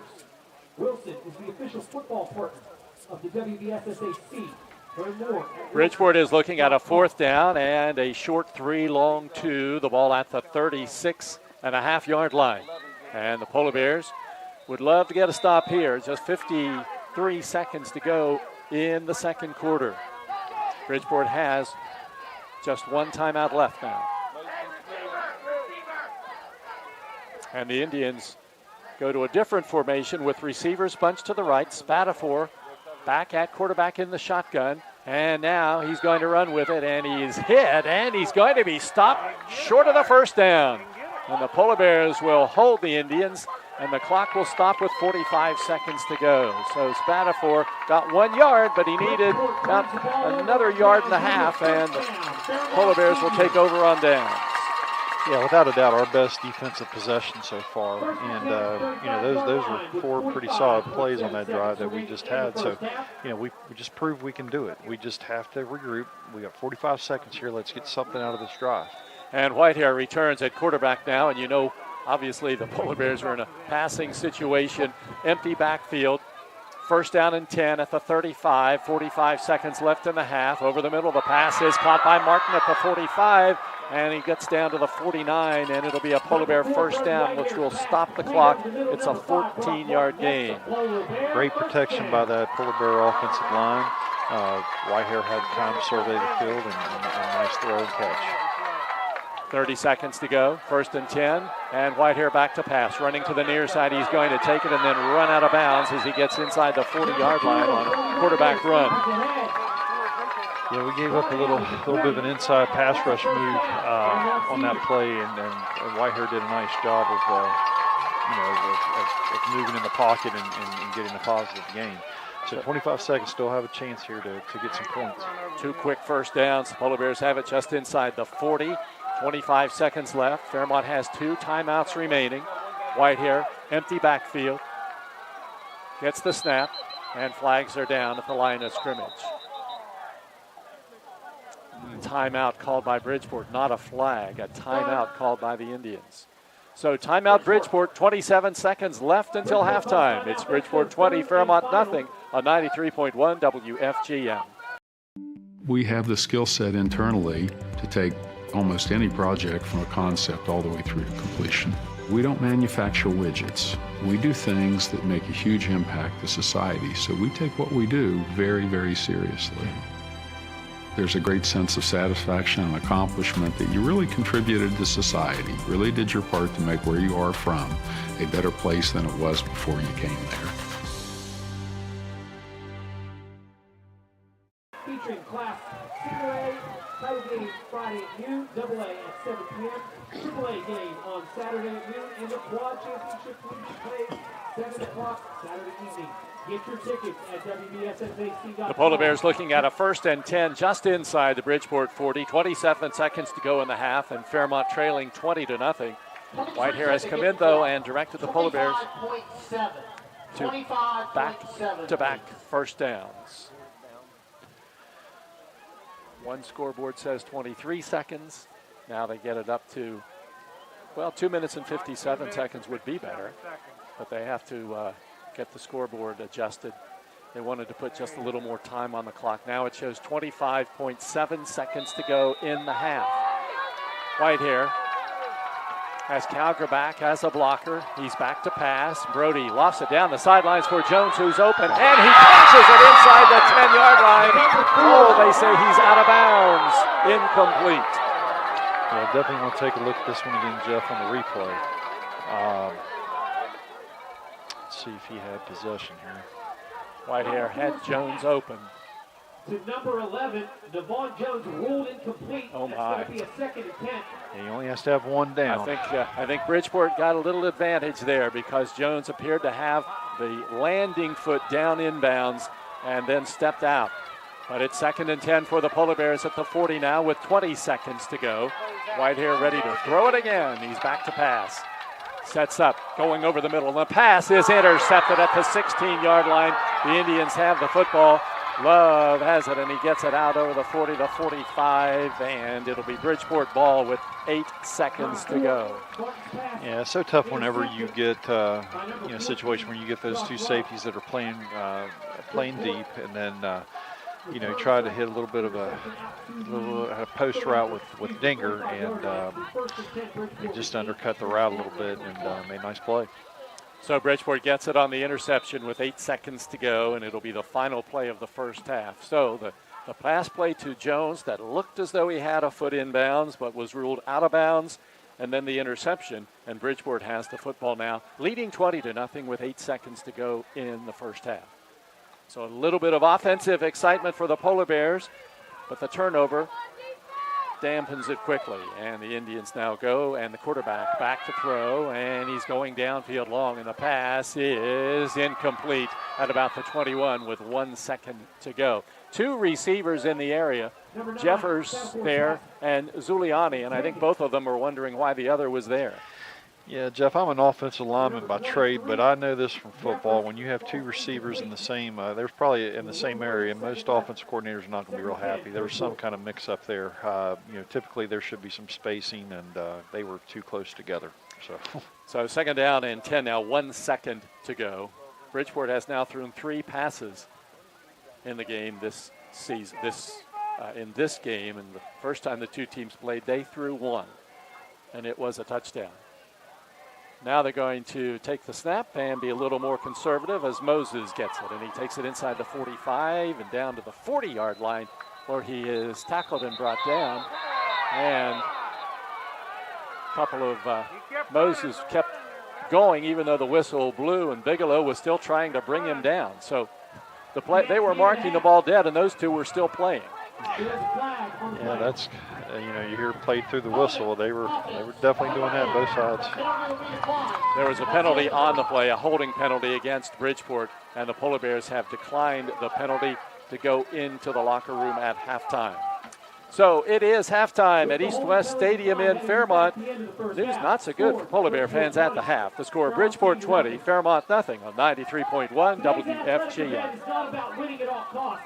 Come visit Bridgeport, West Virginia. Nestled in north central West Virginia along Interstate 79, Bridgeport offers a wide assortment of hotel accommodations as well as a diverse array of local cuisine to satisfy any appetite. Shop our many unique local establishments as well as the best mall around. Just a short distance from boating, fishing, hiking, golf, and skiing in the stunning Appalachian Mountains. Bridgeport, West Virginia, where opportunity lives. Explore Bridgeport today. Looking for a path to success in service? The West Virginia Army National Guard offers unmatched opportunities.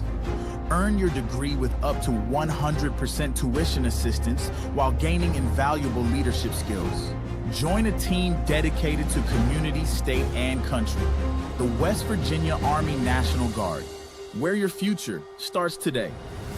Visit NationalGuard.com WV to learn more. We guard West Virginia. Hey, West Virginia. Need extra defense? This season, don't let respiratory illness slow you down.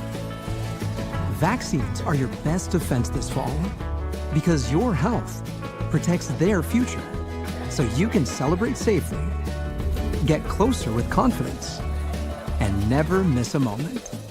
Breathe easy, West Virginia. Find out how by going to breatheeasy.wv.gov.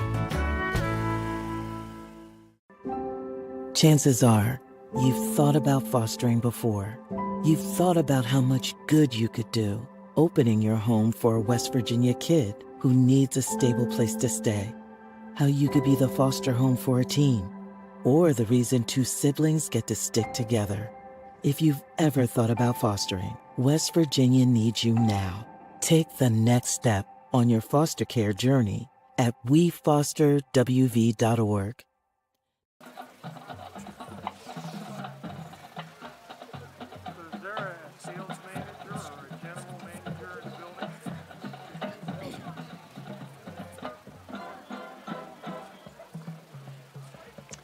It's halftime in a fast-moving game here at East West Stadium. Not a lot of balls in the air tonight, which is, of course, unusual from a Fairmont perspective. I guess from a Bridgeport perspective, though, if you've thrown 3 passes in the first half, that's a pretty pass-heavy offense. Yeah, it is. That's not a typical day for Bridgeport, but they have the ability to do both. I mean, they can, but it really would have been big to get some points out of that drive, like we said, going into halftime, and then being able to regroup and then come back out and get the possession again. But it is what we did. It is what it is right now. We're going to have to come out and play that first drive and get something going right away if we want to get in this game. And the Polar Bears, you had just a glimpse, I think, of that last 30 seconds or so of the Fairmont team that thought it would be playing Bridgeport. The passing team, the up-tempo, that kind of a style. And because, of course, Brody's injury, Fairmont had to become a little more of a slower-moving running team. And you just caught a glimpse of it, and you saw what might have been had Brody been healthy tonight. Yeah, and the thing is, I mean, you see kind of the way and play style as far as defense, how it's going to look a little different whenever Brody's in there versus when Logan's in there. I mean, Logan's going to be heavier box because they know it's going to be run heavy. We get an extra number in the run game with Logan, but when Brody was in there just before halftime and we're trying to run the 2-minute, you see they play that soft cover 2. They're going to try to get everything, leave the underneath stuff open, and they made a nice play on that last route, but. We can get back in this game. We just got to get going right away with this first drive, and we can't wait. Yeah, and you mentioned the stage was set. Now, the odds were against you because the time was certainly not on Fairmont's side. Inside 30 seconds to go, and you're with the football just slightly in Bridgeport territory. A couple of timeouts left. But had you been able to get a pass play, I mean, they had it down inside the 15-yard line on the one along the sidelines, and that's pretty close. And just that one pass could have made such a difference. You go into the locker room down 27 knowing you're getting the football back. I think there's a different mindset. Absolutely, and anybody that says that momentum's not a real thing in football, I will argue with you any day, and I'll debate you any day. I mean, it is. I've seen it so much, from the time that I played, from the time I coached, you just see when you get something good happening just before that half ends, even if it hasn't been going your way, you can really use that.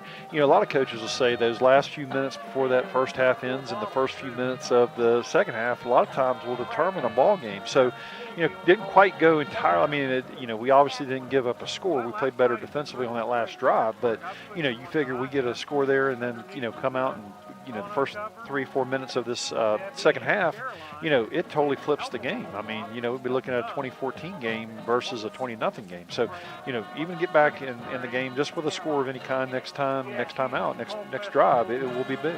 Looking at the first time the two teams played, you tend to overlook the stats because it was a blowout win for Bridgeport. There's no other way to describe it, because Bridgeport fell behind 7-0, and then a few minutes later they're ahead 35-7. That was the score just before the end of the half. But if you take a look at the stats in this game, Fairmont actually moved the ball pretty well. 353 yards of total offense against Bridgeport. 134 rushing yards, 242 passing yards, and 28 points. Nobody had scored that many points on Bridgeport. So offensively, the team performed fairly well. It was on the defensive side, not being able to stop them, that was the difference. Yeah, and I mean, obviously it's a three-phase game. I mean, I've played for coaches that really pretty much have always had the same philosophy that, you got three phases and you do the simple math. I mean, you've got to find a way to really win 2 out of those 3 phases. And, offensively we played, okay. I mean, but, the thing is, defensively and special teams, I mean, you got to find other ways if you're not going to be good on one side of the ball for that particular night. But, this is the thing is, there's a lot of pride in that Polar Bear locker room. A lot of guys that played a lot of big football games and been in these moments. So we just got to come out and regroup and come out with a fight that I know we can, and let's see if we can do it. I didn't get a chance to mention it when it did happen, but there was another record set in the first half of that game. Brody Whitehair needed just 15 yards, rushing or passing, to become the all-time leader in total offensive yards coming into this game. Well, he has thrown for 26 yards now, so he has surpassed that. Now, I put an asterisk beside that, because if he were to be sacked and lose yardage, that could go back down behind Gage, Michael. But right now, Brody Whitehair has accounted for more yardage than any player in Fairmont senior football history. Yeah, and again, that's impressive. We talked about Dinger with the record he's had, and we've kind of talked about it over time. I mean, we obviously see that the ball is thrown a little more than maybe it was back a while back in high school football, but that's impressive. I mean, and it also means that these guys have played a lot of meaningful snaps all the way throughout their career. It's not like they just played at the back end. They were good enough to play early on, and that's impressive. That's an impressive stat. That means you've had a really solid career all the way throughout. And we're talking about Polar Bear stats. We should also mention that Alex Moses is right on the cusp of 100 yards tonight. He needed coming in, or 1,000 yards rather, he needed coming into this game 67 rushing yards. He has 63, so he's right at about 1,000 yards for the season. And that's a big deal because they already have a 1,000-yard rusher in Josh Love. So having two, the same team, same season, that tells you the kind of running success that they have. Yeah, and I mean, it's the same story. I mean, with Bridgeport always. I mean, they're not going to deviate from who they are, and you got to respect that. I mean, the identity that they have, you know what you're getting. It's kind of like you don't go into a game and say, boy, I wonder what we're going to get today. I mean, it's a given. It's coming, and they're not shy about letting you know that that's what they're going to do. But this team, they have the ability to do a little more of throwing the football than, not that they've thrown it a lot, but you see they're capable. 10 years or so. Yeah. You take a look at it, and if Fairmont's not winning a championship, Bridgeport is. The Indians won 3 in a row back in 13, 14, and 15. And it was that 16 season that the Polar Bears knocked them out in the semifinals with that Jake Abbott stretch at the goal line. We all remember that play. That also snapped that long Bridgeport winning streak. They hadn't lost in over 30 games. They had a tie in there, so there's some question whether you count it as a winning streak still, but they still hadn't lost for over 35 games. That was a loss for Bridgeport, and that began Fairmont's dominance for a while, and the Polar Bears then won 4 straight over the Indians, and that's unheard of. Yeah, and that's kind of the feel that this game kind of had today. It was kind of like one of those type of games. Like, it's going to take one of those kind of Herculean efforts that, we need to really have a lot of things go our way. We still can get this done, but it's kind of, that season, if you recall, we lost the first game and then came back and won that game in the overtimes. And, just a phenomenal football game. I'll never forget that as long as I live. But this is it's a special rivalry. And what makes it a rivalry is that both teams have been good on both sides for the last 10 years, and that's really been special. The two teams have actually combined for 7 state championships in the last 11 years. So that tells you something. And the Polar Bears have 4 of those 7. So certainly quality programs. And let's go down on the field now. We have the Polar Bear Band on the field at halftime with the Polar Bears trailing 20-0. Let's go down to the field level and pick up the music from the Fairmont Senior Band.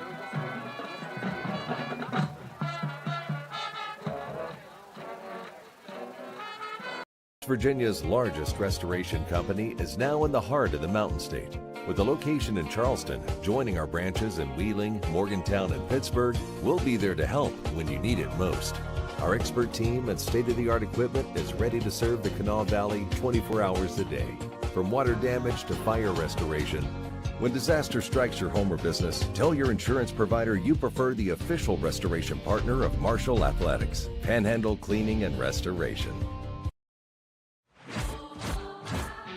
Adventure takes you here, but much of it starts right here in West Virginia, where Toyota has lived alongside hardworking West Virginians for over 25 years, investing over $2 billion in the Buffalo manufacturing plant and bringing in over 2,000 jobs. And that helps fuel the local economy. Thanks for making Toyota the #1 selling brand in West Virginia. See your dealer and start your adventure today. Toyota, let's go places.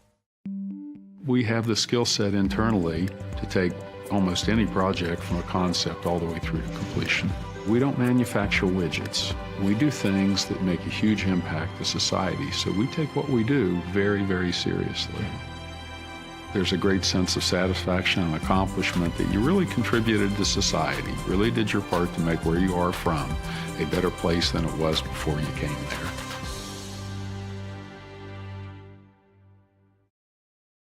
There's a place where innovation becomes transformation, where you'll find that education is not just about learning, but about being excited to learn. A place to feel at home. Pursue dreams and prepare for careers. Build lifelong friendships. And a place where you'll be encouraged and mentored along your journey. Discover your future. Get ready to soar. The University of Charleston.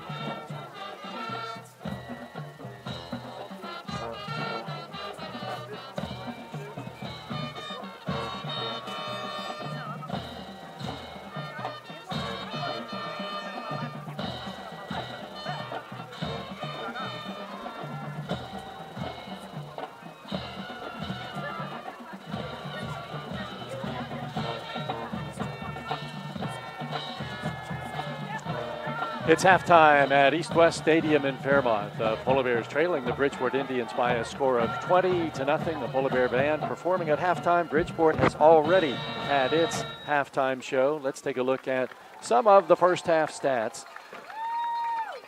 Offensively, the Polar Bears limited this afternoon. Rushing, the Polar Bears have a total of 53 yards. Bridgeport has 185 through the air. The Polar Bears have completed 2 of 6 passes with 1 intercepted, a total of 26 yards. Bridgeport is 1 for 3 passing for a total of 30. Total offense, Fairmont Senior 79, Bridgeport 215. Leading rusher in the game is Josh Love for the Indians, 70 yards on 10 carries. Close behind is Alex Moses. He has 63 yards on 9 attempts. And then the wingback, Tim Jeffers, has picked up 51 yards on 8 carries here this afternoon. On the Fairmont side, Chris Wilson in the first half eclipsed 1,000 yards for the season. He has 43 yards rushing on 6 carries. Logan Canfield, 7 carries for 25. Brody Whitehair, 1 carry for 11. Rudy Carrillo, 1 for -4, and then 2 bad snaps that accounted for negative 22 yards. So you take a look at Fairmont's stats, well, you've minus 22 yards on 2 bad snaps, so they actually had gained more yardage than it looks, but those 2 bad snaps subtract from it and make the total much smaller, and just 79 yards of total offense in the first half. Bridgeport has 11 first downs. The Polar Bears have 7. Yeah, Jeff, it's hard enough to play this Bridgeport team, but when you start giving them some plays like that where you put yourself way behind, and we kind of talked about that as one of the keys is staying on schedule, and we're not doing a good enough job of that in this first half. So hopefully the second half we can kind of right the ship on that. Yeah, there are times and there are games you play when you have a bad snap and it's 15-yard loss and you can just recover from it. But in a game like this, where every yard seems as though it's crucial, you just simply have a much more difficult time recovering on a 2nd and 26 against a team like this. Well, and the thing that it does is it allows them to be a lot more aggressive defensively. I mean, they're already good enough just playing just a base defense against you, but when they get in that situation, it's kind of like having blood in the water as a shark. I mean, they start circling. They know they can come, and that's what's happening. I mean, they know they can be aggressive and take some chances and leave everything else underneath. I mean, when you're 3rd and 25, it's hard. It is. And one thing we did know coming into this game, because regardless of how this game turns out, this is our last broadcast because we're not permitted to broadcast state championship games, and the state championship matchup is already half set because Herbert Hoover beat the top seed Princeton yesterday, and so Hoover is in and will play the winner of this game. But this is our final broadcast for Polar Bear sports this season, and you take a look at this Fairmont team, and this has been quite an explosive year for them offensively, where we've seen them really have a strong running attack and a strong passing attack. You're not seeing that here this afternoon, but that doesn't overshadow what they have accomplished. No, they've continued to have every year they have a really good offensive, and like you said, we've had some explosiveness this year.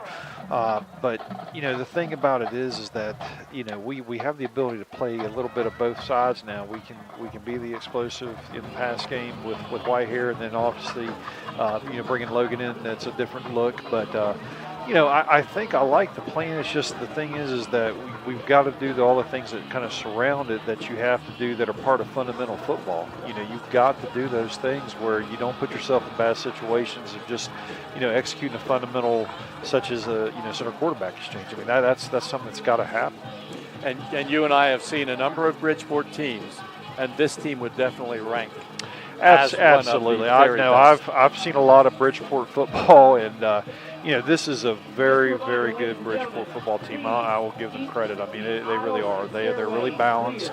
They've got there's not a lot of deficiencies, and even in times past where you say, well, no, they're not going to throw the football, Well, it's kind of one of those things that, it's kind of like if they want to, they can. And that's a nice luxury to have, I mean, to be able to do it even when you don't have to, but when you got it in your back pocket when you need it.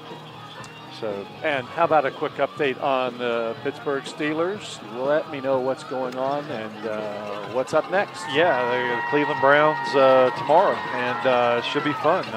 They're playing home, and I know they've got their attention because of what happened, on that Thursday night game. So I know they've had, seems to be a pretty good week of practice, and I think they're ready to go. Yeah, it seemed like that game was just played. Yeah.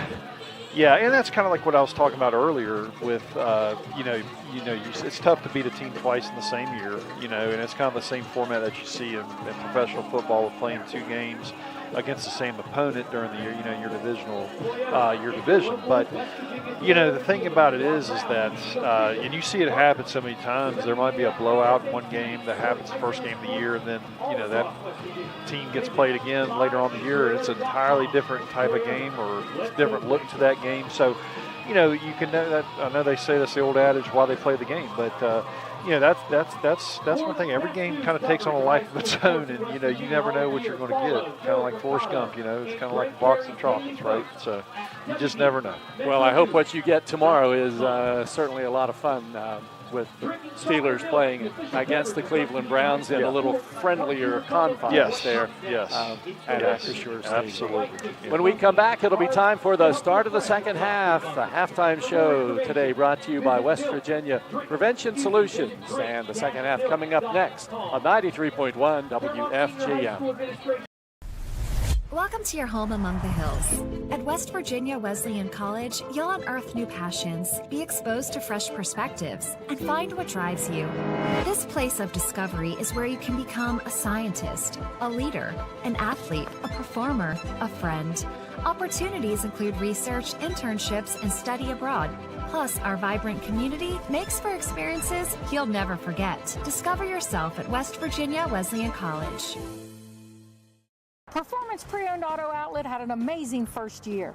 We want to say a big thank you to all our new customers. We couldn't have done it without you. We're your one-stop shop with a full service center, multiple finance options, and a wide variety of vehicles.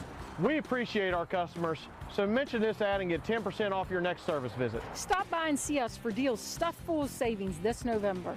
We make the deals others won't. Just 99 seconds off exit 99 toward Buchanan. Chances are, you've thought about fostering before. You've thought about how much good you could do, opening your home for a West Virginia kid who needs a stable place to stay.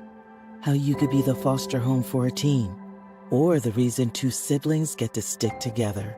If you've ever thought about fostering, West Virginia needs you now.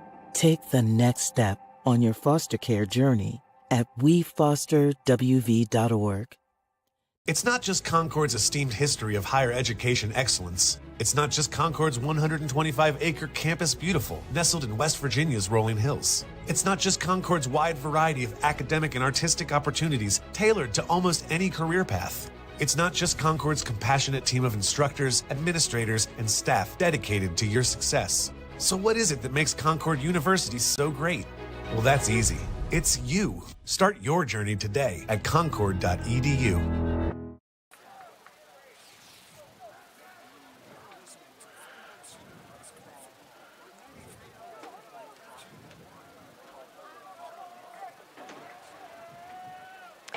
Halftime winding down here at the stadium in Fairmont, and we're just about ready for the start of the second half. Fairmont will get the football to start quarter number 3.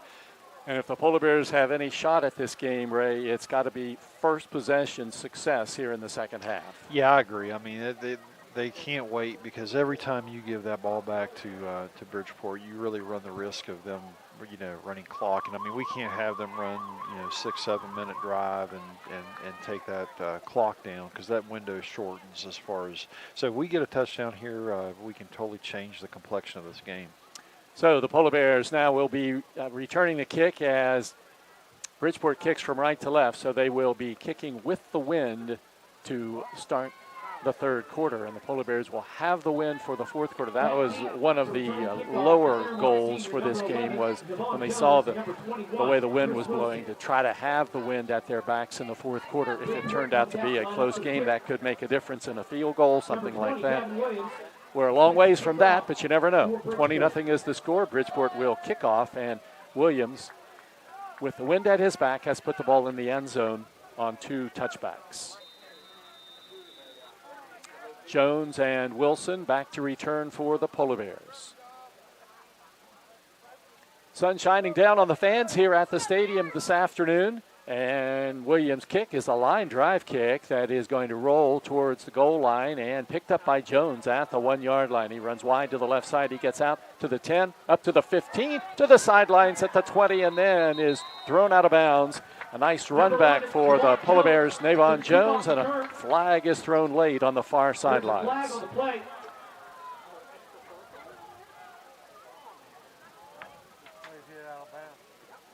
Yeah, might have got them for late hit.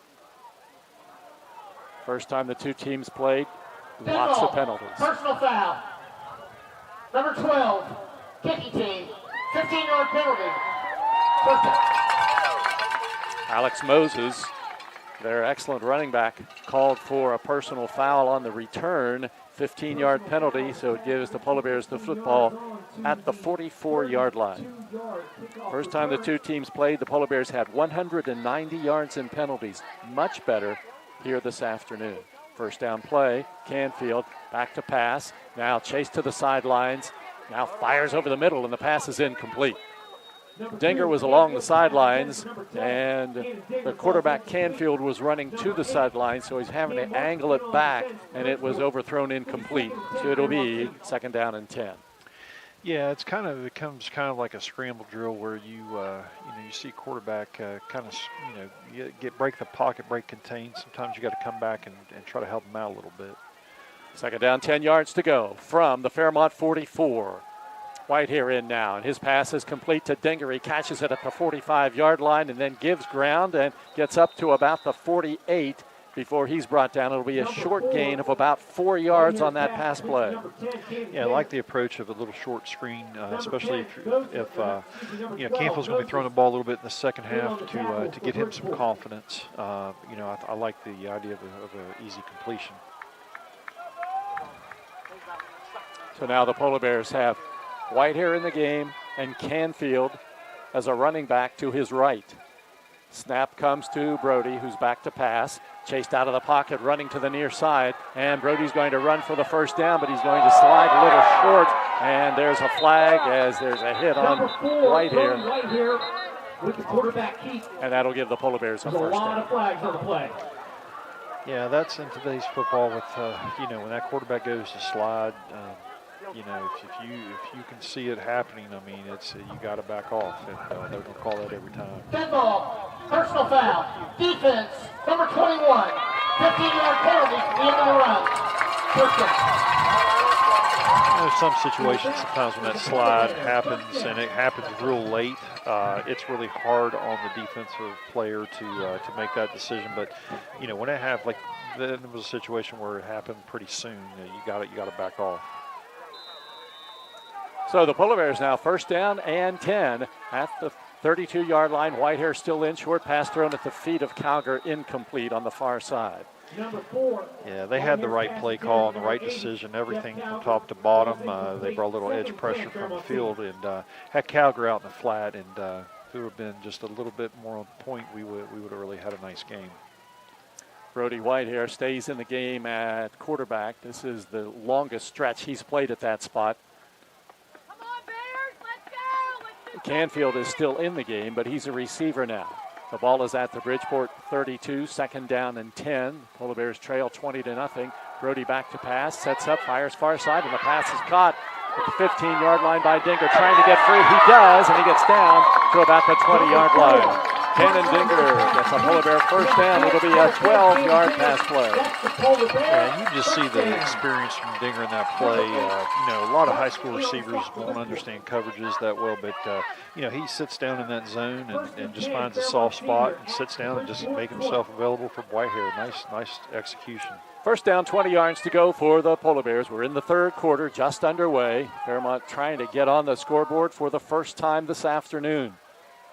Whitehair back to pass. Has time now, runs out of the pocket. He tucks it, he's running, runs towards the sideline. Now he throws an interception, and the ball is dropped along the goal line, and it's called incomplete. So it looked as though Bridgeport had that one, but there's another flag on the play. Illegal forward pass. And he was ahead of the line of scrimmage. Number 4, 5-yard penalty. Lost it down. Second down. So he threw it beyond the line of scrimmage. And that is a loss of down, so it's going to be third down for the Polar Bears. It looked as though that pass was going to be intercepted, in which case it would have been, a penalty would have been declined, but they couldn't hang on to it. Yeah, we got away with one there, but it's kind of tough. And Brody's a quarterback that's always keeping his eyes downfield, and he's well coached by Coach Sampson, Coach Manella. But it was kind of that no man's land where he didn't know whether to take off or not, and just cross the line. This time he hands it off to Wilson, following blockers, and Wilson takes it down inside the 20 to about the 19. So he's going to get about 4 yards. Yeah, pretty well executed play, but you can see we're still having a little bit of issue with the center quarterback exchange as far as the snaps, and that's something again that we got to get cleaned up. Third down coming up for the Polar Bears. The scoreboard is reading second, but now it's corrected. There was loss of down on that pass play. So now third down, 9 for the Polar Bears. The ball at the 19-yard line in Bridgeport territory. And Whitehair is back to pass. Chased from behind along the sidelines by Spatafor. Yeah, that last play, it really kind of illustrates why it's so hard in the red zone. When you look at, they only rush 4 and drop 7. And those windows really shorten down in the red zone. And just not a lot of places to go with football. And it has to happen a lot faster. One of the things when you watch Brody Whitehair playing now, he's playing hurt. You can tell because there are times he would have definitely run aggressively for the first down, but he's not able to do that. Now it's 4th down and 9 from the Bridgeport 19. Whitehair back to pass. Sets up, fires. Yeah, again, it's kind of that philosophy that they've always had when they play us, especially in the pass game, is that bend, don't break. But again, in that red zone, it really becomes hard because those windows are really, really short. They're so tight, and they have very capable people on the back end that are playing defensive back. John Bender deflected that pass, and it's now Bridgeport's football with 9:17 on the clock, and the Polar Bears trailing the Indians 20-0 in the state semifinals here in Fairmont. So first down and 10 for Bridgeport now. The ball at the Indians 19. Moses and Love are the backs, and the ball comes to Love, and Love is hit by Bigelow but stays on his feet and gets it up close to the 30-yard line. He'll be close to a first down.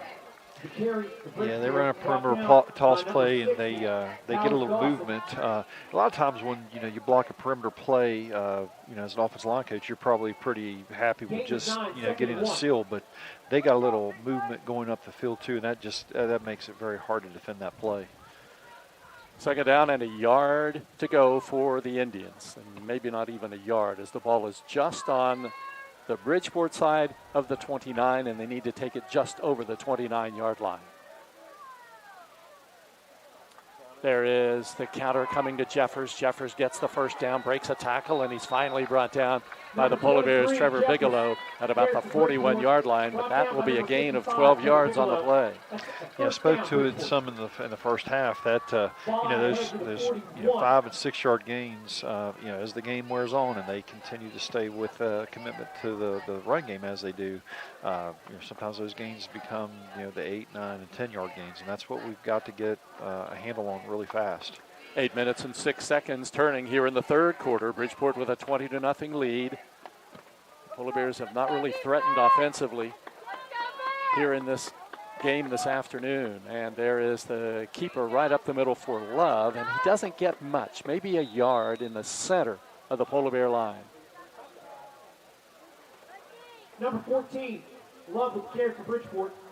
Yeah, it's just another inside trap play, and I think there's been a lot of times today where we've had some moments where we've played that play, fairly well, but we still have to tackle on the perimeter also when they go wide. 2nd down and 9. The ball at the Bridgeport 42. Clock down to 7:20 to go here in the 3rd quarter. There's the lateral coming to Moses. Moses is hit at the line of scrimmage, and he's going down. Fairmont had that one played well. Out on the end, the Polar Bears played it well. Parker Bigelow in on the tackle.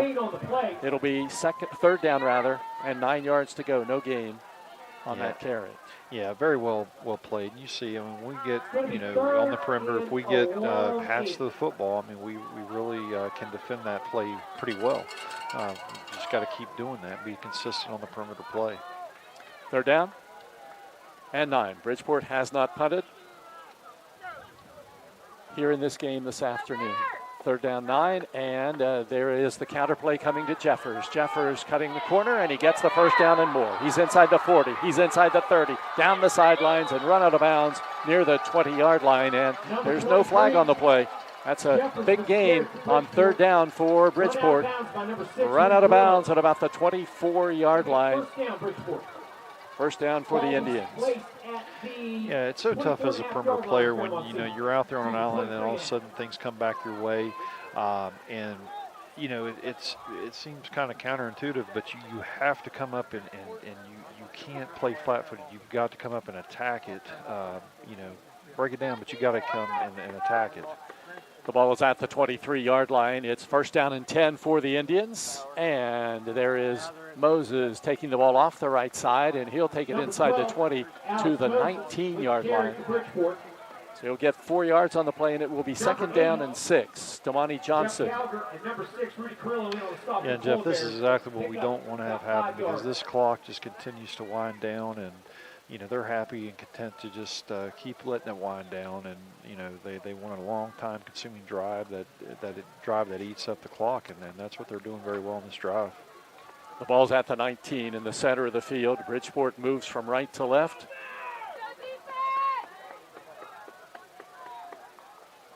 Second down play. Moses takes it off the right side, running hard, takes it inside the 10, the 5, and into the end zone.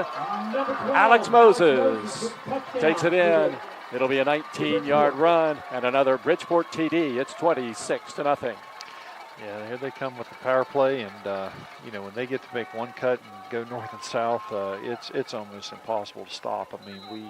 We put so much pressure on our linebacker to have to make a play in space with that much of a gap. It's very hard.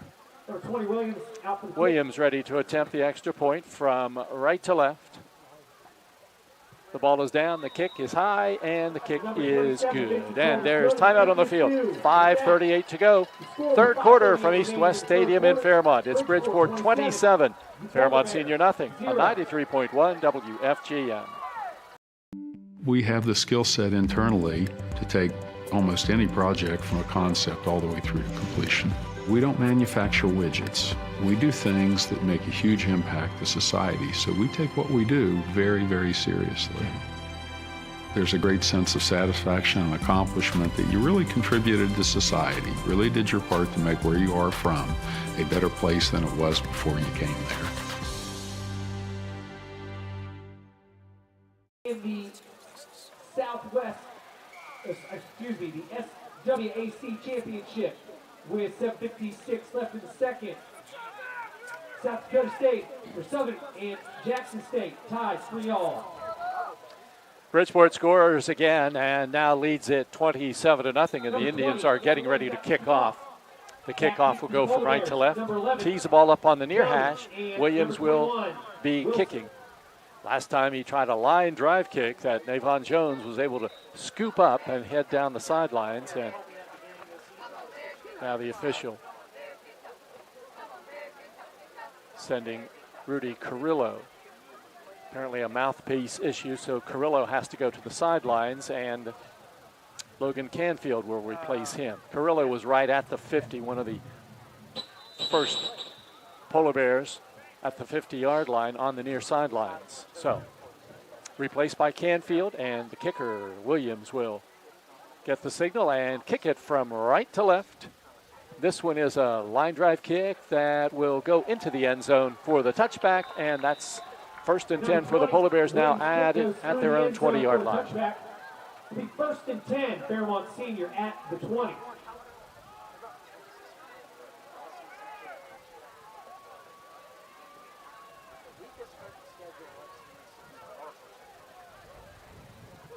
The ball placed down at the 20. Whitehair remains in the game at quarterback now. Conker, a blocker for him. And now Whitehair on a run, and he fumbles the football. It's loose, and the Indians pick it up at the 10-yard line. Number 4, Whitehair sacked. So Brody Whitehair on a design run. He got hit, and the ball came loose, and the Indians recover it at about the 11-yard line. Yeah, it looked like a really big play by the West, defeating the block and then making a big play, causing the fumble. So the turnover gives it to Bridgeport at the 11 with 5:31 on the clock. Bridgeport up 27-0. And it looks as though it'll be a Bridgeport-Hoover state championship game next weekend. And remember, the games now are at Laidley Field or University of Charleston Field in Charleston now. There's Jeffords getting the counter, and he takes it into the end zone for the Bridgeport touchdown. So Jeffords in from 11 yards out, and Bridgeport now leads it 33-0. Yeah, Jeff, this Bridgeport team, you got to really tip your hat. I mean, they're just solid. I mean, from top to bottom, all 3 phases, and they've done it all year. And they're going to be tough. They're a tough team to beat.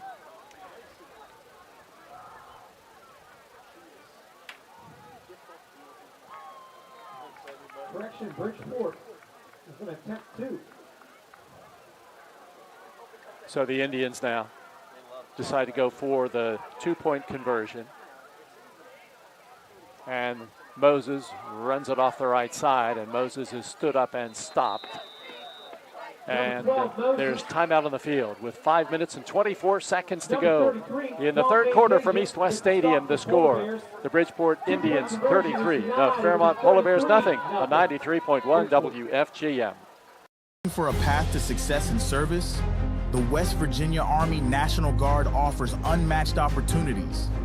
Earn your degree with up to 100% tuition assistance while gaining invaluable leadership skills. Join a team dedicated to community, state, and country. The West Virginia Army National Guard, where your future starts today. Visit nationalguard.com WV to learn more. We guard West Virginia. Provided reliable insurance protection to the people and communities across the state. Farmers and Mechanics Insurance Companies are proud to partner with West Virginia High School Sports in its commitment to teach and promote sportsmanship and citizenship. Number 20, Williams, out for kickoff. Number 11. Bridgeport ready to kick off now with a 33-0 lead after taking advantage of the Fairmont senior fumble deep in Polar Bear territory. The Indians go in on the very next play and now have a 33-0 lead. Williams ready to kick it again. High end over end, and it again goes into the end zone for the automatic touchback. And the Polar Bears get it at the 20. 5:24 to go.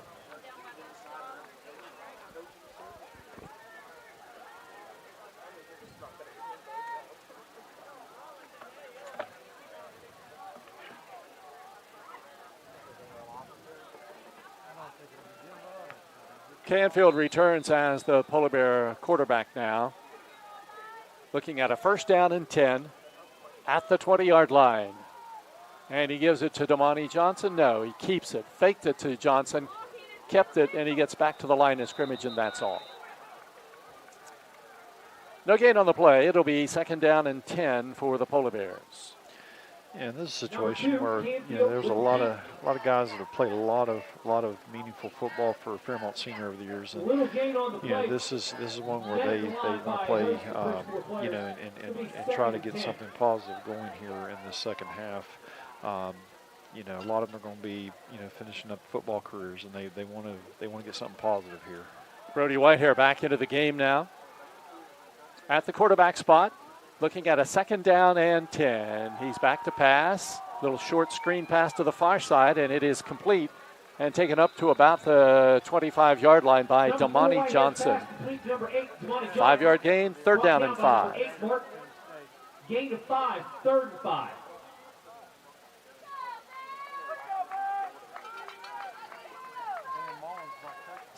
Third down, 5 yards to go for the Polar Bears. The ball at the Fairmont 25-yard line. 4 minutes, 10 seconds, turning clock, 3rd quarter. Bridgeport leading 33-0. Whitehair, empty backfield, looking for a quick pass, near side for Canfield. He catches it, but he is short of the 1st down. Whitehair hit after he delivered the ball, and he is hurt after that pass completion. Pass complete. There's an injured Polar Bear on the field.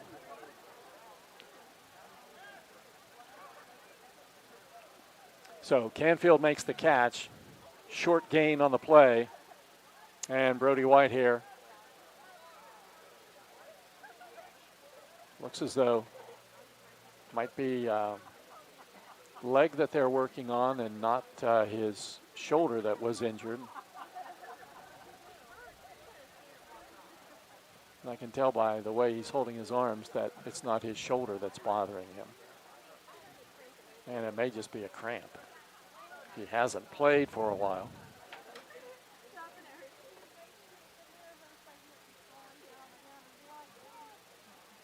But he is down at about the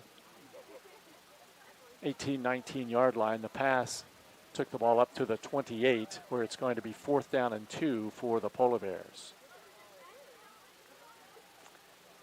And it does appear to be, it was just a cramp situation for Whitehair. He's okay. Number 4, Whitehair. And he'll go to the sidelines after that short pass play.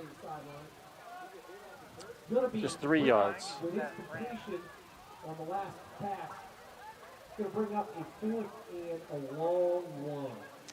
4th down for the Polar Bears now. Canfield comes back in. And Fairmont will go for it. 4th down and 2 yards to go. Trying to draw Bridgeport off sides, but instead drew Brock Martin off sides. Yeah, it looked like he was starting to move a little forward. Offense, number 5. Penalty, still 4th down.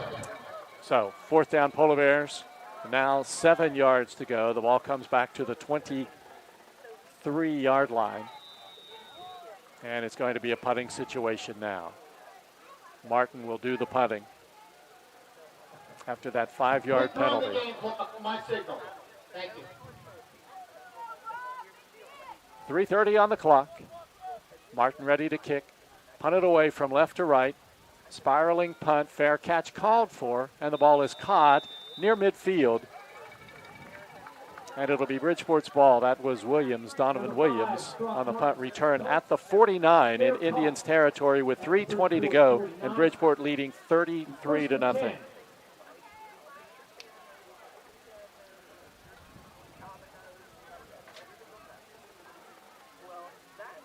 Defensively for the Polar Bears, along the front line, you see Dawson, you see Arbogast, you see Trevor Bigelow, Jeff Cowger, Javen Papali.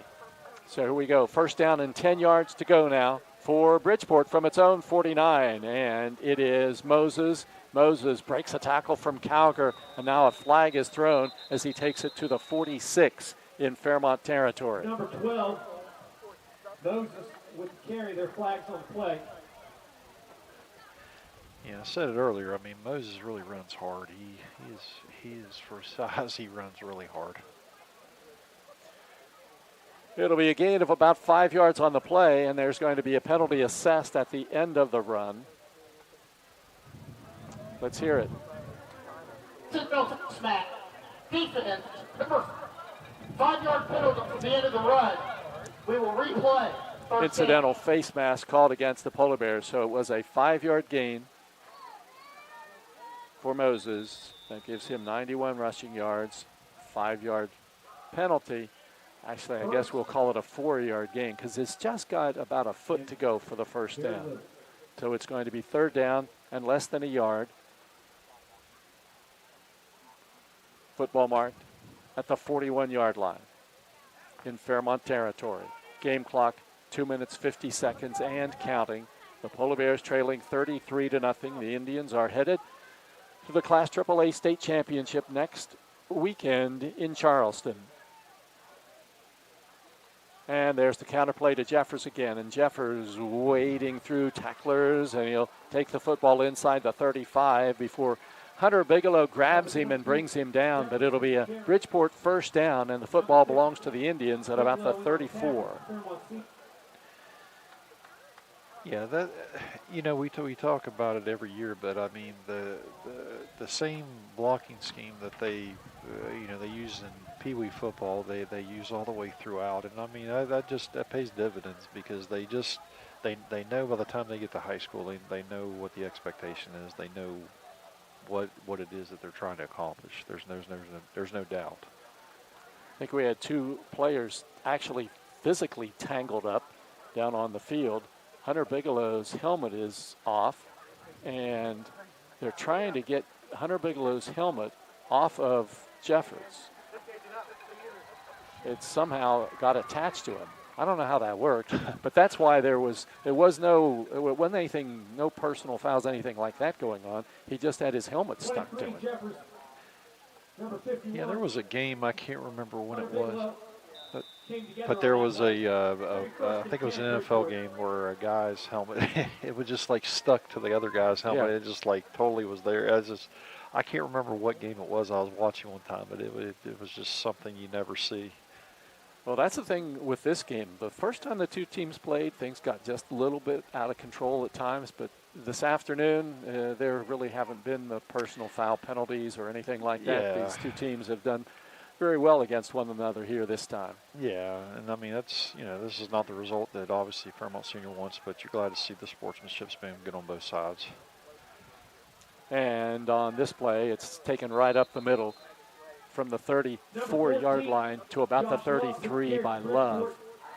But there was no place for him to go. Dawson makes the tackle for the Polar Bears. Yeah, sorry, Joe. I was just going to say that, when you look at rivalries, I mean, I have no problem with rivalries being passionate and everybody, trying to get after each other and everything. But, I think there's a way that you can do it with a certain level of respect and, where you still respect the other side and, try to compete hard, but you do it the right way. And so I'm glad to see that happening today. Second down, about 9 yards to go, and there is the counter play to Jeffers again. Jeffers runs hard, and he'll take the ball inside the 30. Down to about the 27, 28-yard line. Jeffers is over 100 yards rushing. Jeffers with the carry for Bridgeport. Yeah, it's just so hard when you have 4 and 5 ball carriers that you can rely on. It's not like the old days of being in the I formation and you just say, well, I know that guy's getting the ball. I mean, it's just not that way. I mean, you've got so many different guys that you have to prepare for, and it's hard. And all of the ones from Bridgeport are talented. Yeah. So there's no drop-off no matter who gets it. And there's Polar Bears, I believe, jumping at the line of scrimmage, and that will give Bridgeport a first down. But we'll wait for the official to make it official. The officials are from the Parkersburg area. Dead ball, encouragement. Got a mic that works a little bit and doesn't work a little bit. So we know it's a 5-yard penalty. We just don't know who the penalty was called on for the Polar Bears. But it's 5 yards to Bridgeport, first down. They keep their hands on the football. We're down to about 25 seconds to go in the quarter, and Bridgeport will not need to run another play. The third quarter will come to an end. After 3 from East West Stadium in Fairmont, it's all red here this afternoon. The score, Bridgeport 33, Fairmont Senior nothing on 93.1 WFGM.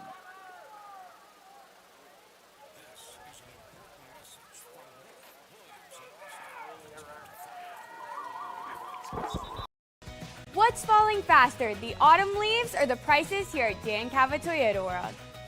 If you're trying to save a few bucks, come check out our large selection of Toyota trucks here at Dan Cava Toyota World in Fairmont. Shop the world! If you need a lawyer, then you need a lawyer who's in it to win it. You need Hill, Peterson, Carper, B. & Ditzler. We have a track record of winning millions for our clients. At Hill, Peterson, Carper, B. & Ditzler, we're in it to win it. My name is Micah Daniels from Huntington, West Virginia. I'm at Bridge Valley and I'm working on earning an associate's degree in manufacturing. Jumpstart is a career savings program for skilled workers. You know, with blue-collar work, you always need money for tools. So with that Jumpstart program, I can rest easy. New sets of tools need to be bought. I'm good. The Jumpstart Savings Program is celebrating skilled workers and offers state tax advantages while you save for future expenses. Find out if a Jumpstart Savings account is right for you. Take the quiz today. Parmar stores have more than 200 locations throughout the region to serve you. Parmar stores are the official store of West Virginia High School sports. With 3 minutes remaining in the fourth quarter, Arizona State up on Iowa State, 45-19. Bridgeport starts the fourth, 1st and 10.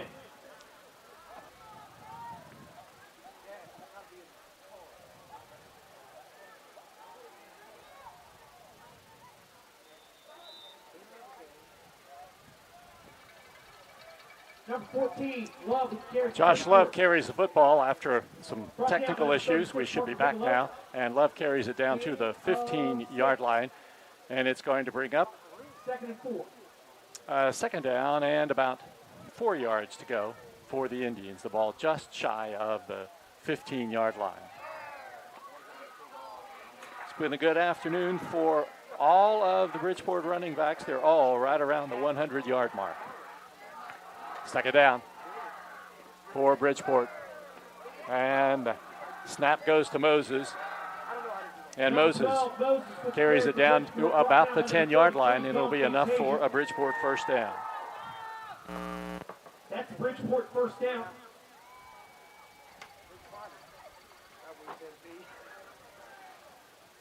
So it'll be first down for the Indians. The ball short of the 10, so it'll be first down and 10 from the 11-yard line. Game clock inside, 11 minutes to go. Bridgeport 33, Fairmont Senior nothing. Bridgeport moving from left to right now. 10:47 to go. And there is the snap coming to Love, turning the corner on the left side, and he's wrapped up and brought down. Cowger in on the stop for the Polar Bears. Number 14, Love with the carry for Bridgeport, brought down by number 8. Got to mark him down at about the 6-yard line, so it'll be a gain of 5 yards on the play. Second down and 5 to go.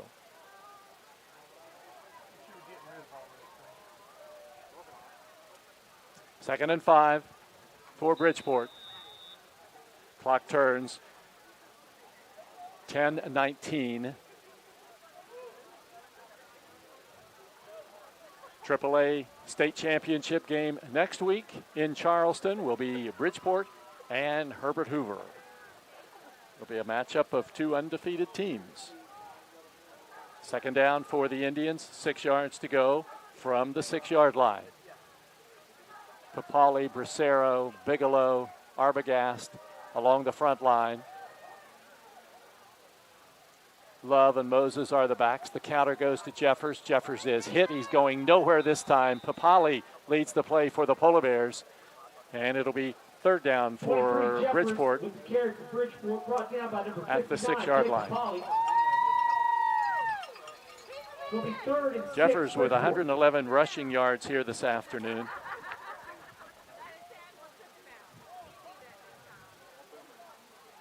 And it's going to be third down and 6 yards to go. Again, it's Love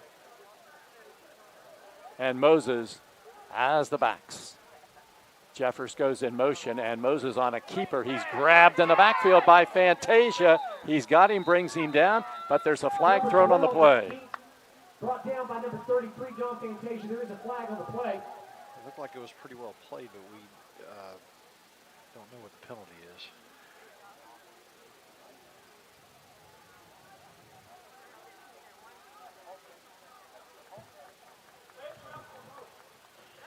incidental face mask, offense, number 12.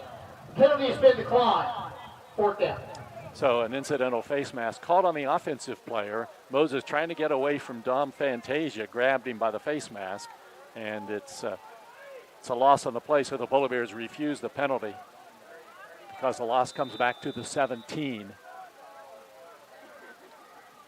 And they're going to attempt a field goal.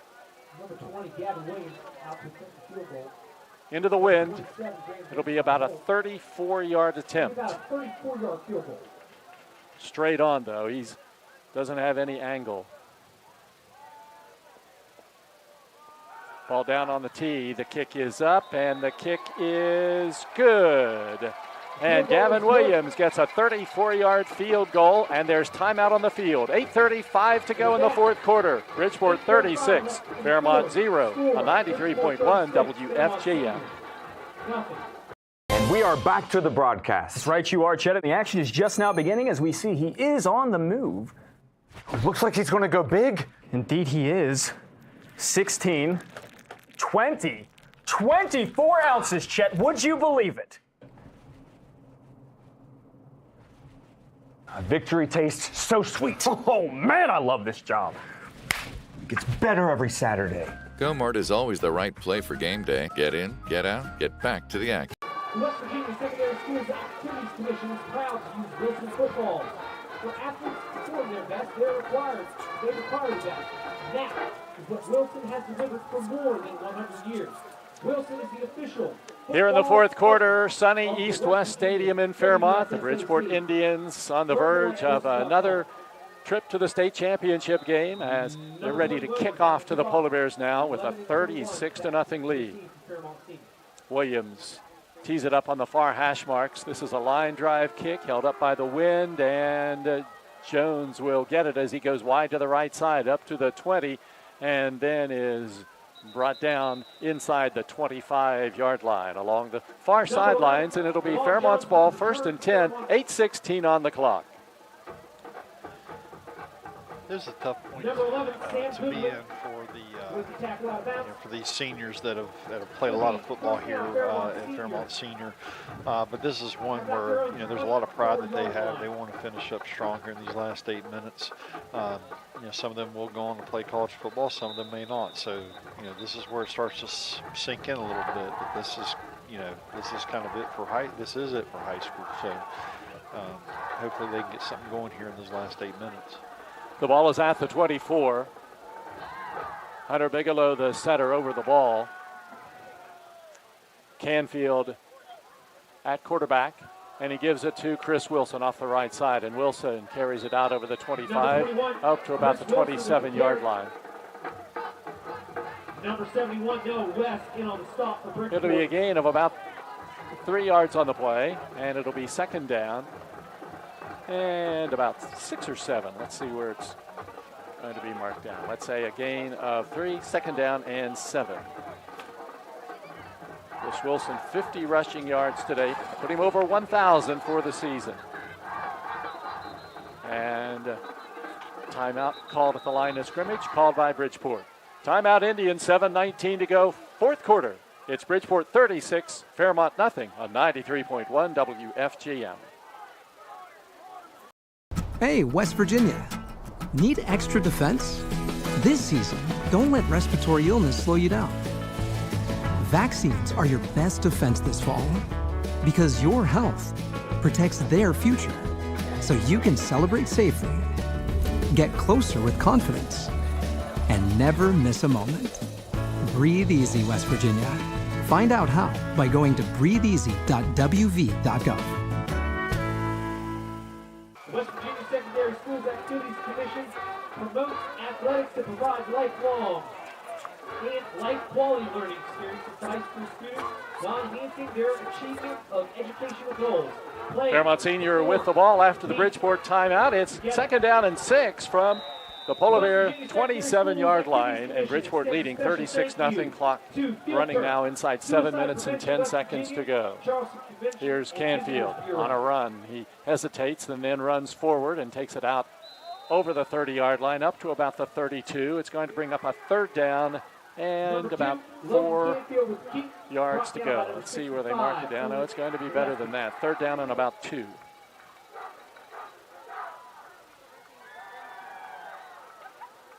Canfield has run for 30 yards this afternoon. Wilson, the leading rusher for the Polar Bears, at 50. Now 3rd down. Long 1, short 2 for the Polar Bears. At about the 33-yard line. Whitehair into the game, and he gives it to Wilson, and Wilson gets right back to the line of scrimmage, and he's not going to have the first down. No gain on the play. It'll be 4th down and a yard to go for Fairmont. It's going to be 4th and 1, Fairmont. Yeah, and this is going to sting for these seniors, but again, they have had such a great career here at Fairmont Senior. I mean, the amount of things they've accomplished, it's pretty amazing. 4th down and a yard to go for the Polar Bears, and there is a handoff coming this way. It's Damani Johnson. He cuts it up at the 40. He's at the 45, the 50, down the sidelines at the 40. He's at the 30, the 20, the 10, the 5. He's into the end zone. It's a Polar Bear touchdown.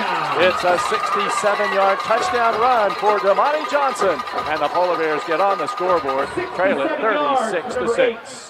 Yeah, you can just see what Johnson can do on that play. Just making one cut and going, and he gets north and south going down the sideline. He's very, very hard to catch. He's a one-touch leader. He leads the team in rushing now after 1 carry, 67 yards. Extra point by Cam Peschel as he'll kick it from left to right. Cam is 68 for 69 this season. This one is up, and it is good. Timeout on the field, 5:46 to go in the 4th quarter. It's Bridgeport 36, Fairmont Senior 7 on 93.1 WFG. Chances are, you've thought about fostering before. You've thought about how much good you could do, opening your home for a West Virginia kid who needs a stable place to stay. How you could be the foster home for a teen, or the reason 2 siblings get to stick together. If you've ever thought about fostering, West Virginia needs you now. Take the next step on your foster care journey at wefosterwv.org. Final in Frankfurt, Williamstown. Frankfurt 49, Williamstown 7. Number 2, Roane County in Class AA wins over Independence.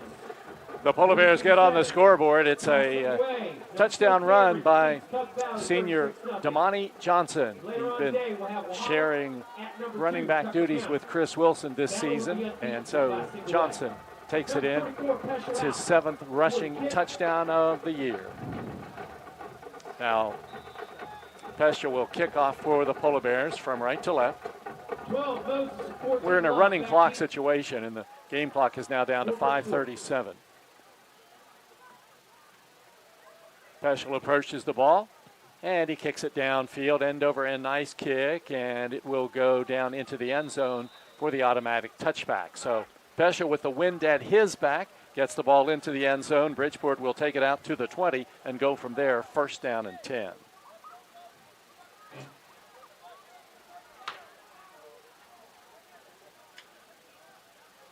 Peschel's kick goes through the end zone after touchback. Bridgeport will start their possession at their own 20-yard line. 1st and 10. 1st and 10 for the Indians now.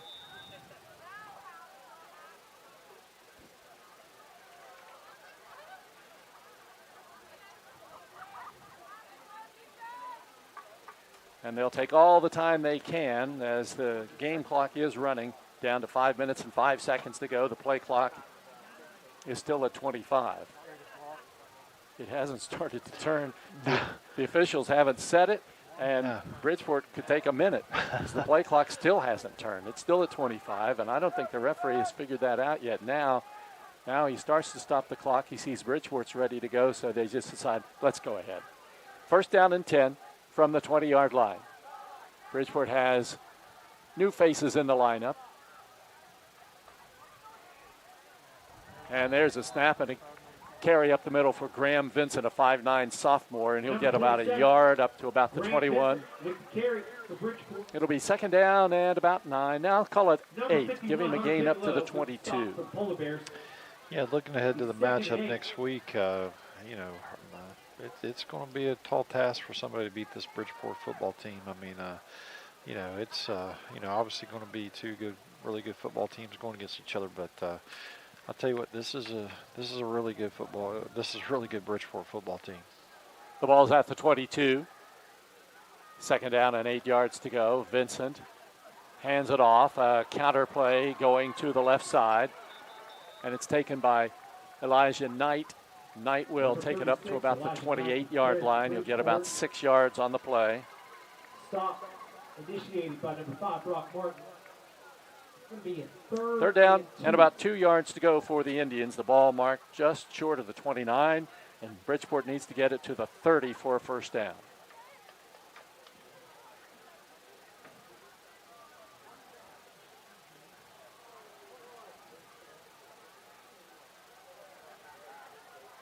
Indians out of the huddle now.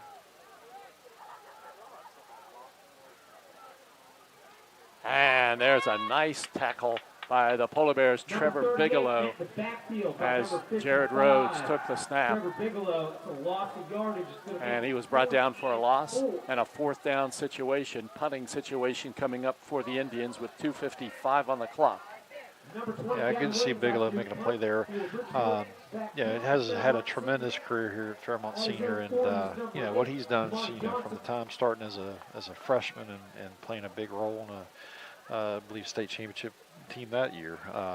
He's just had a phenomenal career, and he's going to play college football without a doubt. Started coming to Polar Bear practices when he was probably 4 years old. Maybe I've seen him forever. Yeah, he loves the game. He loves football, and that's going to serve him well as he continues his career. And I can't wait to see what he does next. The Indians ready to punt, letting the time wind down.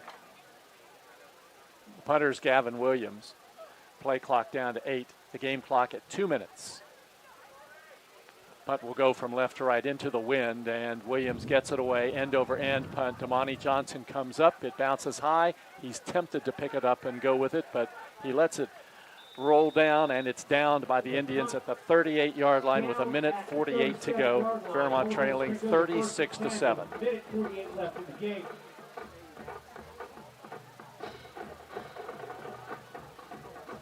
It's been a record-setting season for a lot of Polar Bear players. You have Cannon Dinger establishing a new record for passes caught in a career. You have Brody Whitehair, record for most touchdown passes, most passing yardage, most total yardage.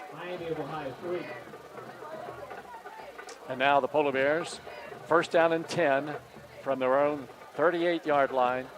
Whitehair hands it off to Wilson off the right side. He gets to the 40, the 45, the 50, and down to the 48-yard line. Nice gain from the 38 in Fairmont territory to the 48, or the 47 rather, in Bridgeport territory. It'll be a 15-yard gain for Chris Wilson, 65 yards rushing tonight for Chris. Down to 1:13, clock turning after that first down. Whitehair is the quarterback, and he hands it off to Fantasia, running wide to the left side. Fantasia cups it up at the 45. He's down to the 40, the 35, the 30, down to the 25. He's at the 20 and down to the 17-yard line. With 52 seconds to go, Fantasia gets a 25-yard run.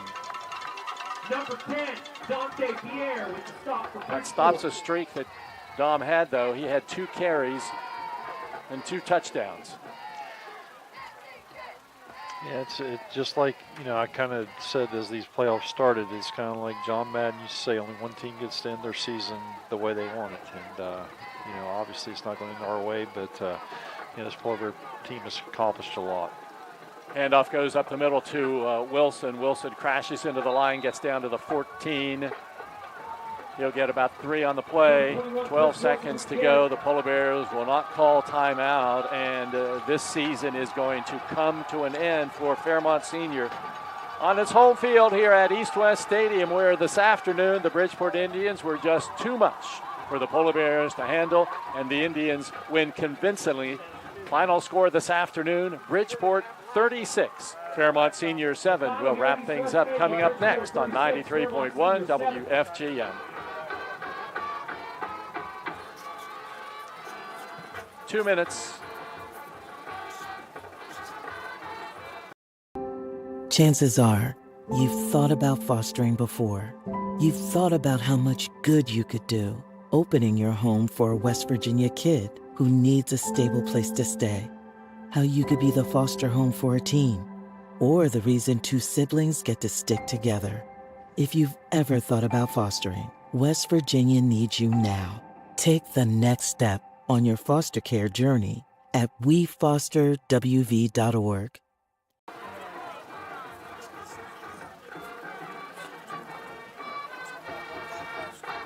Reminder, the safety of our student athletes, coaches, and game day staff is a top priority.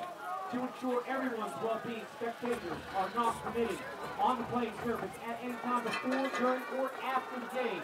Violators will be removed and are subject to arrest.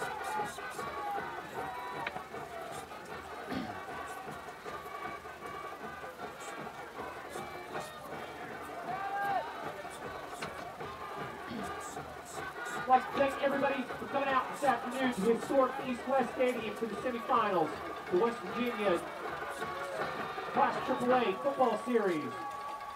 To ask all of you, be safe driving home. Watch out for the four-way stops, and we'll see you at East-West Stadium in the fall.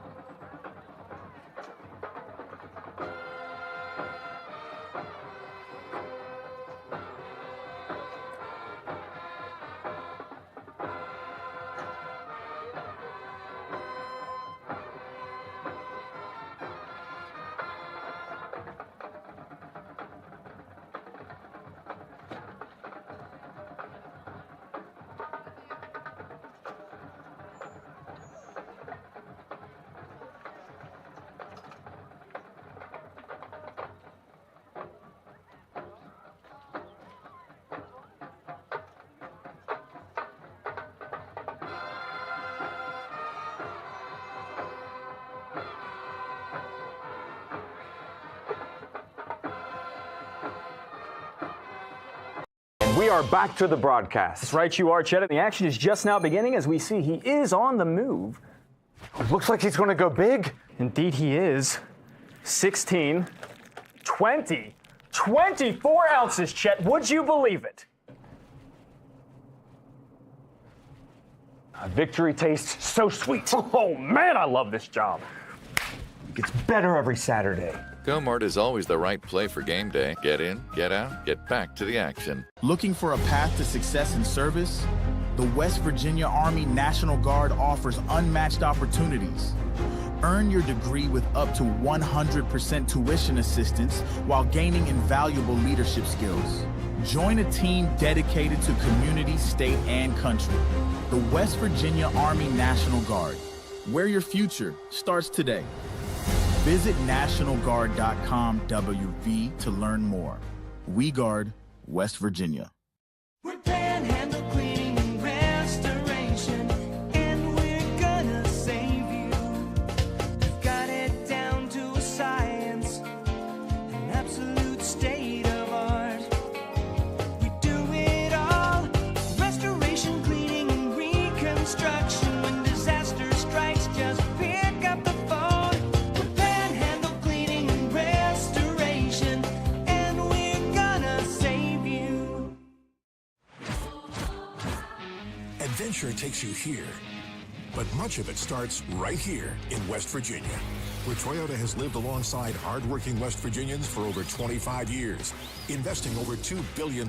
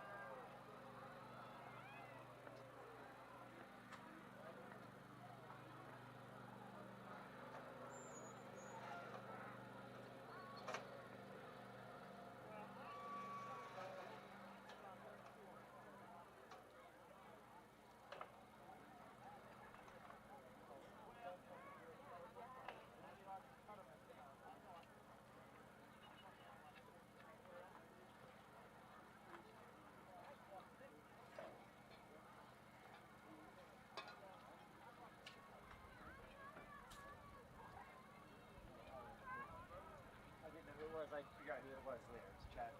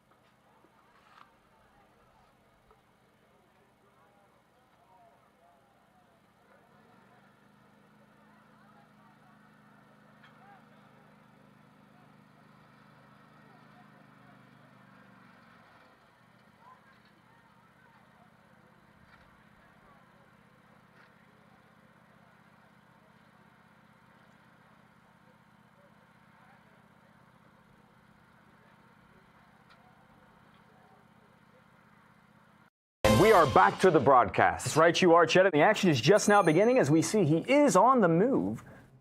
Looks like he's going to go big. Indeed, he is. 16, 20, 24 ounces, Chet. Would you believe it? Victory tastes so sweet. Oh, man, I love this job.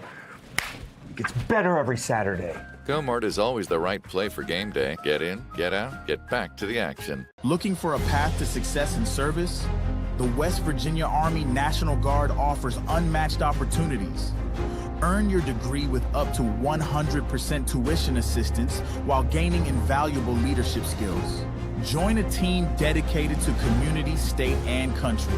The West Virginia Army National Guard, where your future starts today. Visit NationalGuard.com WV to learn more. We guard West Virginia. We're Panhandle Cleaning and Restoration, and we're gonna save you. We've got it down to a science, an absolute state of art.